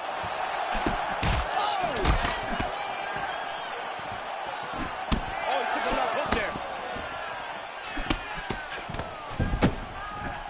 And right back to the well with the body shot. Nice work there by Dracus du Plessis. Well, confidence is high. I repeat, confidence is high. And I got to think when you knock a fighter down in the previous round, that's going to think you can do it again. I mean, confidence is key in anything you do in regards to fighting. So, for him to secure that knockdown early, he has to feel good going forward. Well, a moment ago, he walked right into that uppercut and got his head snapped back. Oh, and he lands another strike to the body. Not a ton of real estate there, but he certainly found it. Oh, man. I mean, how much can one man take? He certainly doesn't look like he did. What a beautiful uppercut. It landed beautifully. Perfect placement on that shot. Beautiful diving strike lands.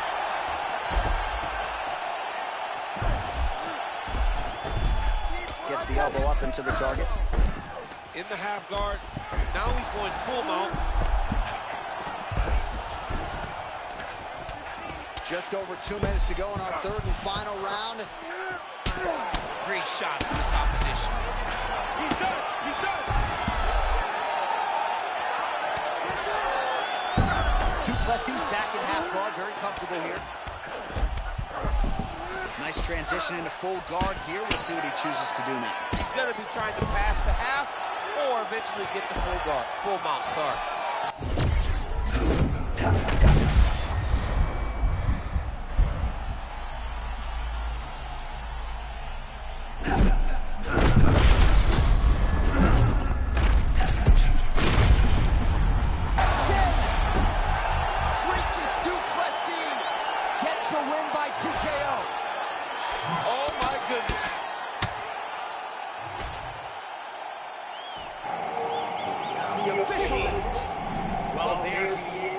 You win some, bro.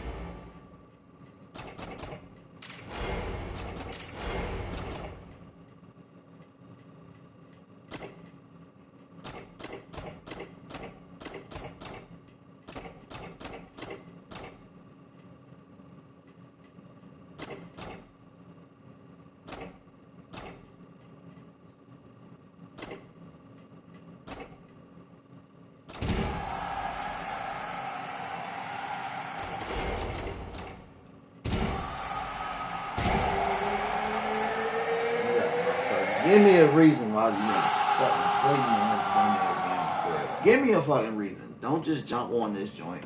You are the very first person to ask me that shit. Very first person to ask me that shit. Very first person. Can you imagine having a reach advantage like this? What a luxury. I just want to know why. Why are you doing it? I'm on YouTube. You struggle whenever they are very aware of such a massive advantage. This guy is going to try and use this tonight. All right, so he's got the wrestling. That's $1 million question. Why? Why do you want to play? What's the He said reason? that he wanted to get a takedown early in the fight. He got that done. All right, well, he's got him softened up here. All I'm doing is recording me playing. I'm playing this. He looks to playing improve That's position it. here. I ain't playing no quick fight. I ain't playing none of that bullshit. I'm playing this shit. I'm not backing out this shit, so. Trying to play somebody quick fight. I'm good.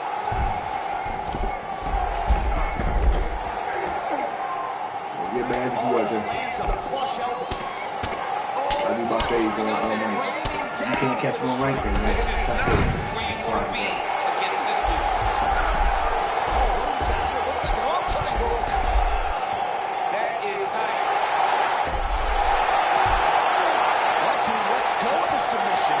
He let go because he saw he was going to lose that position. You got to maintain dominant position when you're in a fight. He's postured up now. Entertaining fight so far, a fight in which both men have had their moments. We'll see how it plays out from here. They both look very confident. John, this is only getting started. Nice transition.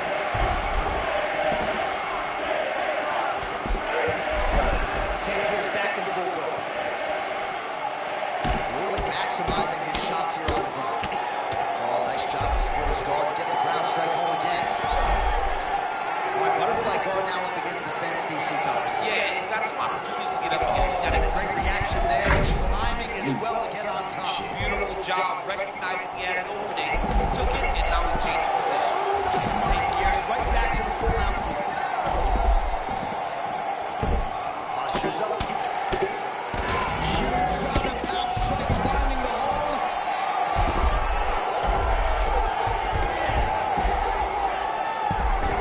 Look at that, going into the armbar. What a tight armbar.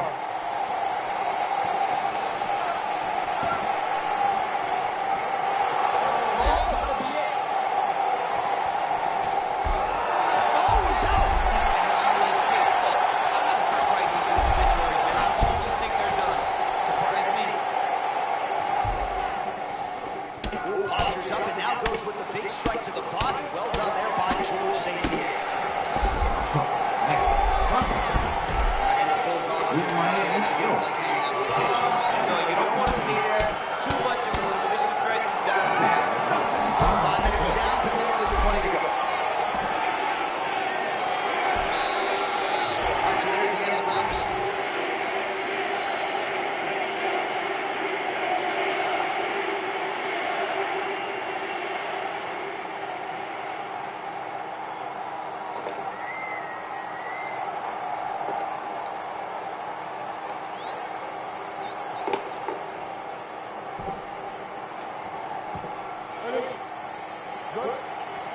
All right, round two. Hughes gets lit up by that straight punch. Oh, that defense is a thing of beauty, right? Slipping, dipping, and avoiding a lot of these power shots. Yeah, he's doing a great job of just defending. His eyes are very open, aware. He sees everything coming before his opponent. Both fighters hanging down in the pocket and both landings.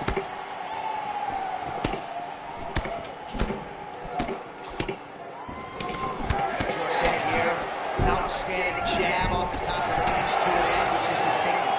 I love George St. Pierre's game. He's so smart inside the octagon. He makes you fight at the range that he wants to be at until he's ready to engage. And when he engages, George is usually the guy that comes out. His head still attached to his body. The last time I saw an uppercut like that, it was Overeem versus Ngannou. And you know he still hasn't found Alistair Overeem's head. Yes, smart adjustment, yup. St. Pierre's looking to pass out of the half guard and attain side control here, but unable to do so. We go 2 minutes down here in the second round. And there's that body shot again. Defense has got to make some adjustments here. And if the defense don't get better, at some point we're going to see him start to really show the effects of his body. I love a fighter that makes that investment into the body to get the dividends later in the fight. It's so important to get to that far side underhook. Whenever you got the half guard on one side, you got to try to find that far side underhook. You got to kill his underhook because that's what they use to get back to their feet. He's got an arm triangle chance here.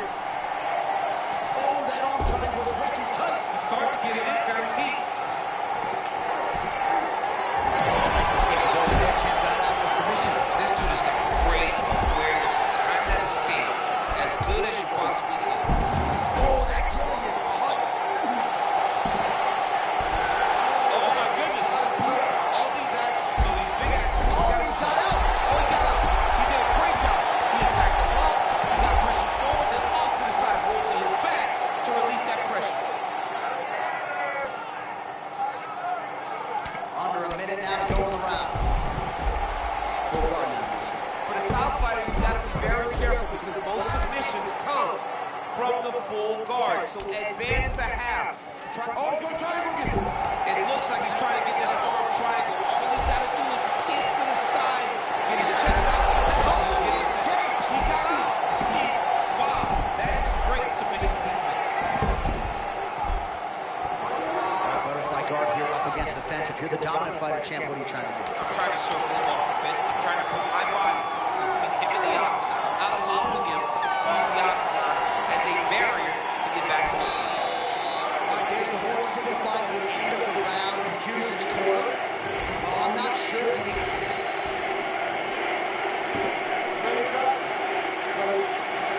Third round underway. And a nice left hand there on the inside.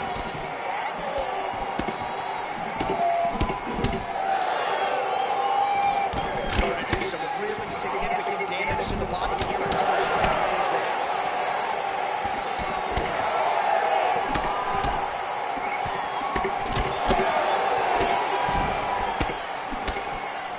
Oh, nice slip there. Great head movement overall by this guy defensively tonight. He does a great job of moving his head side to side, really mixing up the motion at this point.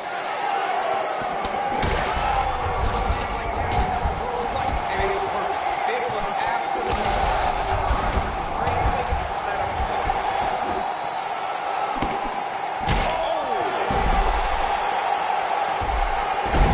Nice takedown, yeah.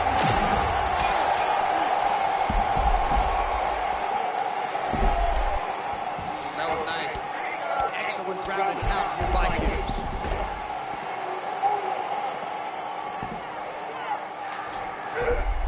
Three minutes to go in round three.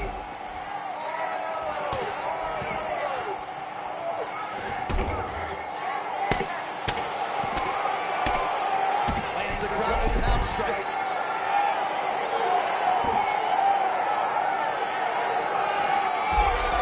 By full guard here, DC, we'll see how soon he tries to pass. Well, he needs to be passing immediately.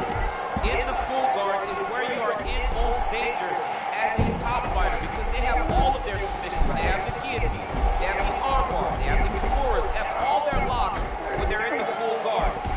So if you pass, you really do limit the danger that you're in from the top position. High elbow guillotine. Yup, that guillotine's deep.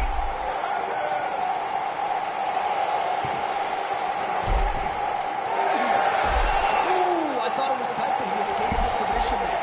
Beautiful job by George St. Pierre. Man, he's just so calm with his defensive grappling, not going to get submitted there. Was constantly making reads. So you saw what he was trying to do. He saw what he was trying to do. He made the adjustment and he stopped him right in his tracks. Half guard now. Under a minute to go. Oh, he's got the Kimura locked in. Fight IQ on full display there. Recognizing he was losing the sub, elected to keep the dominant position.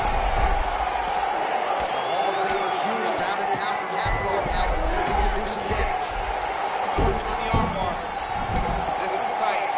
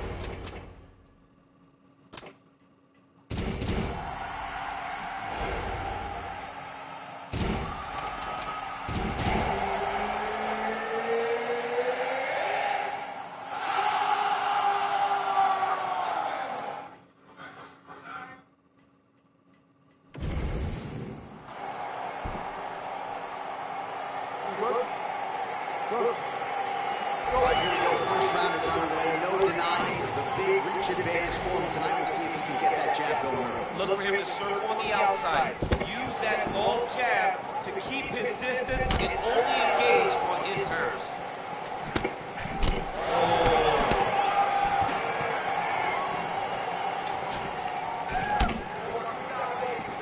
Wide leg kicks are the weapon of choice early for this kickboxer. No surprise. Trying to attack that the boxer who all of a sudden has to make some adjustments in which step start. He's got to beat that lead leg up. He's got to limit the mobility of the boxer by kicking that leg over and over again. He did it early. Let's see if the boxer can start to pick up on it and try to check that kick so that he doesn't get beat down and be very limited in his approach. Look at him working and trying to shut the limit down. Oh, you can hear that thwack in the nosebleeds as the kickboxer lands a body kick early here in the fight against the boxer. I mean, this is the range that he needs to fight at. He doesn't want to be close where he's throwing hooks to the body and punches. Use those legs, dig that shit into the body, and try to slow down your opponent. Champ, I stopped short of using the word dominant, but getting close to it, this kickboxer is something tonight. Well, he's doing a really good job. He's mixing it all up. He's mixing up the targets. He's doing it so early. He's got the opponent playing catch up from the very start of the fight. Oh, beautiful kick by him there. He landed it flush. He landed it flush even as the opponent was backing up. Great job, young man. Oh, now we're seeing a lot of work to the body. A couple of those shots got through it. Those will add up quickly, right? Even if you have the strongest core in the game. That head kick goes bad, John. Oh, man, he is hurt. I'm not sure the extent to which he's concussed, but likely to switch things So, up. John, I always say don't panic wrestle, but I believe a takedown may be the only thing that will save him out here. So many strikers have tried to emulate the movement of Jose Aldo, but Yeah, and right hand never on the center line, hands really high, always moving side to side, grounded so he can land those leg kicks. This guy's high level. late round action here, and it has been vintage Jose Aldo all night, mixing up his weapons. Absolutely beautiful. He's mixing them up beautifully, and he's doing a great job of recognizing, hey, this is where I'm best. I know my hands are great. I know my grappling's great. But when I get these leg kicks going, no one can go with it. It's showing again why Jose Aldo's just a man. 30 seconds now to go in round one.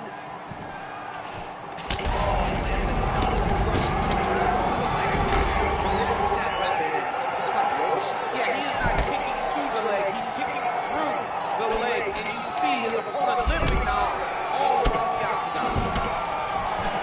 As advertised through 5 minutes. Well, DC, this is what the fans need. All right, some replays now from that previous round. A lot of good action for the truck to get you here. Well, good pace to this one. Round two is here already. The king of Rio, Jose Aldo, and Cody Garbrandt. Head kick attempt. It's blocked.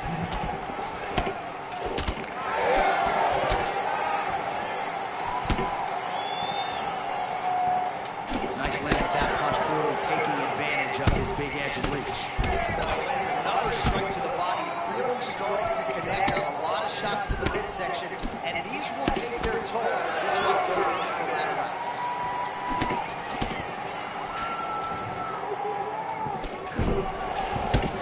Oh, another body shot gets through. Kind of think he's starting to feel those in the midsection. Yeah, you know, if you're the opponent also, you know that you're making that investment into the body. No, you may not be able to see the work that you're doing yet. At some point, you're going to shot up the leg. What goes up must come down as he slams him right on the canvas. Huge moment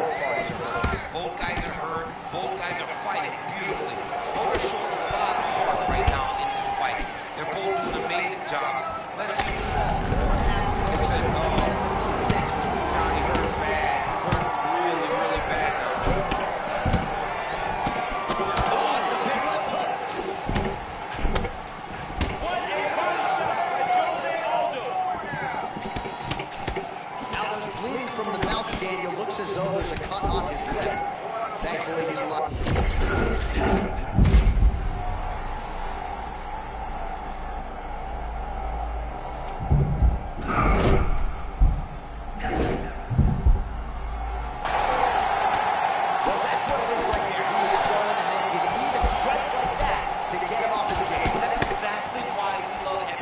Anything can happen at any moment, and you just saw it on full display there. 30 seconds to go in round 2.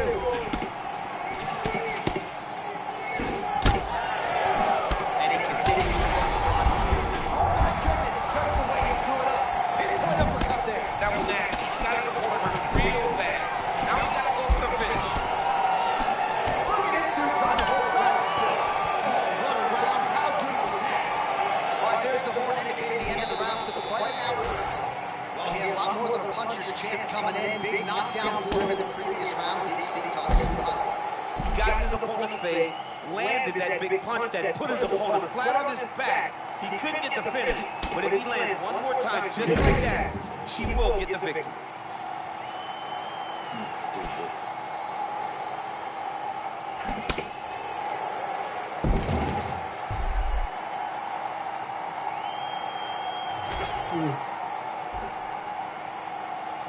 Ready?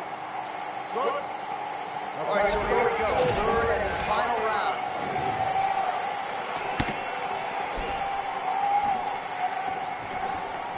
Look at him flip his hip into that kick. Oh, he continues to attack the body yet again here, just as he did in the previous round. All right, so he's dealing with some swelling upstairs, and you got to think his opponent is going to continue to attack that region. Well, he has to. He's starting to see now the work is being Oh, done. the eruption champion, a huge shot landed there. Back to his feet. Oh, my goodness. That landed clean. Oh, uppercut.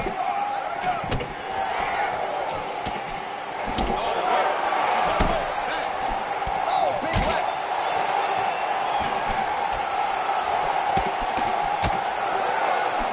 You got to find a way to kind of go forward, earn some respect, let your opponent know that if he keeps walking you down, doesn't matter how much you tuck the chin, you're going to get cracked. 3 minutes now to go in this one. In a lot of trouble. He's hurt very bad. And it sucks because this kid's going to go back and watch this fight, and he will not have said anything positive about it. But it's very difficult when this is the type of fight that we are watching.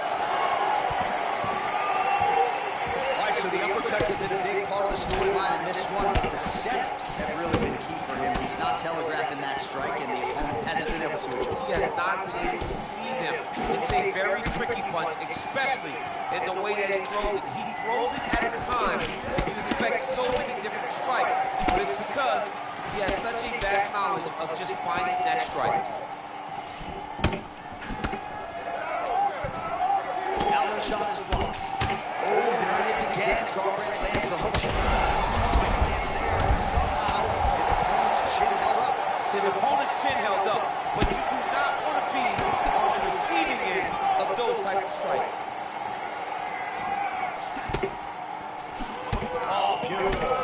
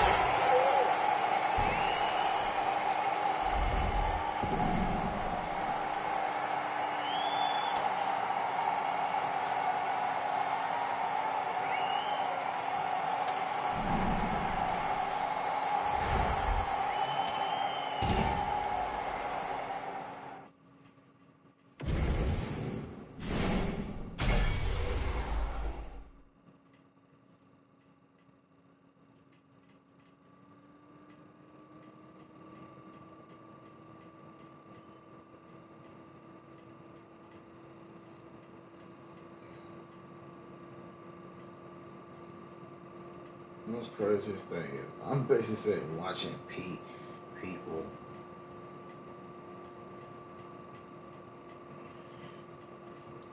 like recreating characters on UFC Undisputed, and customizing pretty much. One thing about Undisputed, pretty much, it was a good game and it had a likeness of certain things that the fighters do, but the customization was trash.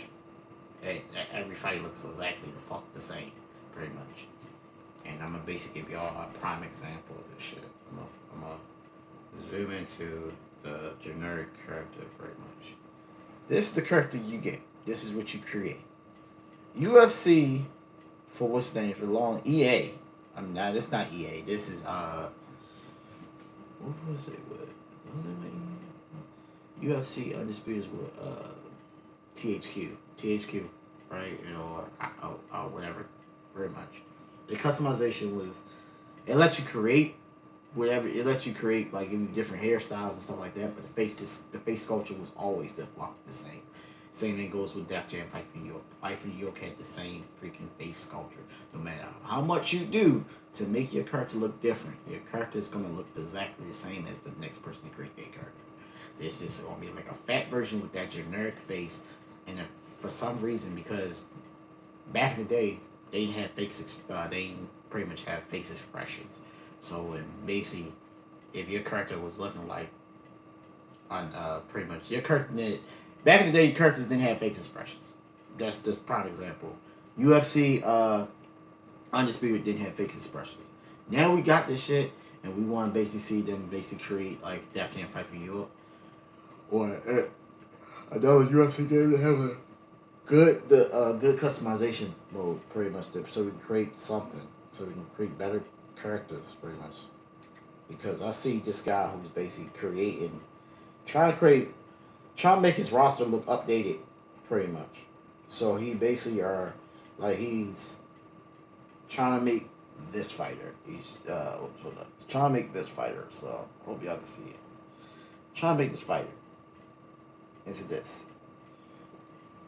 You're not gonna get that. I'm sorry, you're not, because the customization, it lets you customize your face with the face sculpting thing, pretty much, and what they had back in the day, it was horrible back in the day, pretty much. I see everybody playing Call of Duty, Black Ops 2. I will not be one of those people that basically go back and play that game, pretty much. I'm not going backwards to play an old game because of the new games, pretty much. I could keep on saying this, and I'm going to say this until y'all basically get it in your head. What ruined fucking Call of Duty is hackers. Flat out. Nothing else, nothing more. That's the only thing that ruined the game, pretty much. If the hackers didn't do all that bullshit and fucking ruin the experience for a chill back person like myself, I'll be still playing this game to the wheels fucking fall off, pretty much. Hackers ruined that fucking game. Not casual fucking players. Hackers ruined that fucking game. I'm so fucking like lost when a motherfucker basically jump on his channel and fucking say that casual players ruined fucking Call of Duty. Casual players did not ruin fucking Call of Duty. The hackers did. Don't put that towards us. The hackers ruined that shit. It's hack central now. Every time we basically get our hands on that game, we gotta worry about how long are we gonna be able to play that game, because hackers are going to take over that fucking game, pretty much. They got a hacker problem. Call of Duty has a hacker problem. Are they gonna fix that solution? Who knows? But I know for a certain reason, every time I get a Call of Duty game, I basically is gonna have this in my mindset. Hackers are going to hack that fucking game, no matter whatever you know, having fun and all that stuff, and then you basically see exploits. It's like you'll see exploits out the ass now, more than ever, where people basically bluntly just showing it like, yeah, I'm doing this. What the fuck you gonna do about it? Fuck it. What the fuck the people who create the game gonna do about it? Not a damn thing. You see that clear as day, pretty much. And you got other motherfuckers saying, oh yeah, there's no hacking in what's name. How the fuck do you know what I'm dealing with for my game? How do you know that? Pretty much. You're not in my what's name. You're not in my games when I play my games. You're basically you're basically listening to people tell you that, hey, I'm dealing with hackers, or I'm dealing with that. It might, maybe or not, I would say maybe you're not dealing with hackers, or maybe you is dealing with hackers pretty much, or you just ain't good at the game. It don't even matter. The big thing is hackers ruin that fucking game. Pretty much. They ran that game to the ground. Simple as that, pretty much. And they always do. For some reason, that's the game they love to go into and fucking with people. They love fucking with people. So, y'all take it whatever it is, pretty much. I'll probably be back on this game probably later on. I really am super tired of I'm gonna take a break. I don't want to play people that basically, come to my live stream for some reason, ask me to play. I don't. I play rank all damn day. That's the only thing I have fun playing. I don't have fun playing quick fights no more. I don't. I'm sorry. You have to go look for Pride or what's his name? What the hell's his damn name? MMA Gaming or something like that. MMA. Even go to his channel. He'll probably play you. Go to Pride. Go to Martial Mind. Maybe he'll play you if you pay him money. I don't want to play people no more on a quick fight. I don't have fun playing that shit no more. Shit. Them motherfuckers try to take advantage of that shit. And it's just stupid. Very much. But yeah, it is what it is.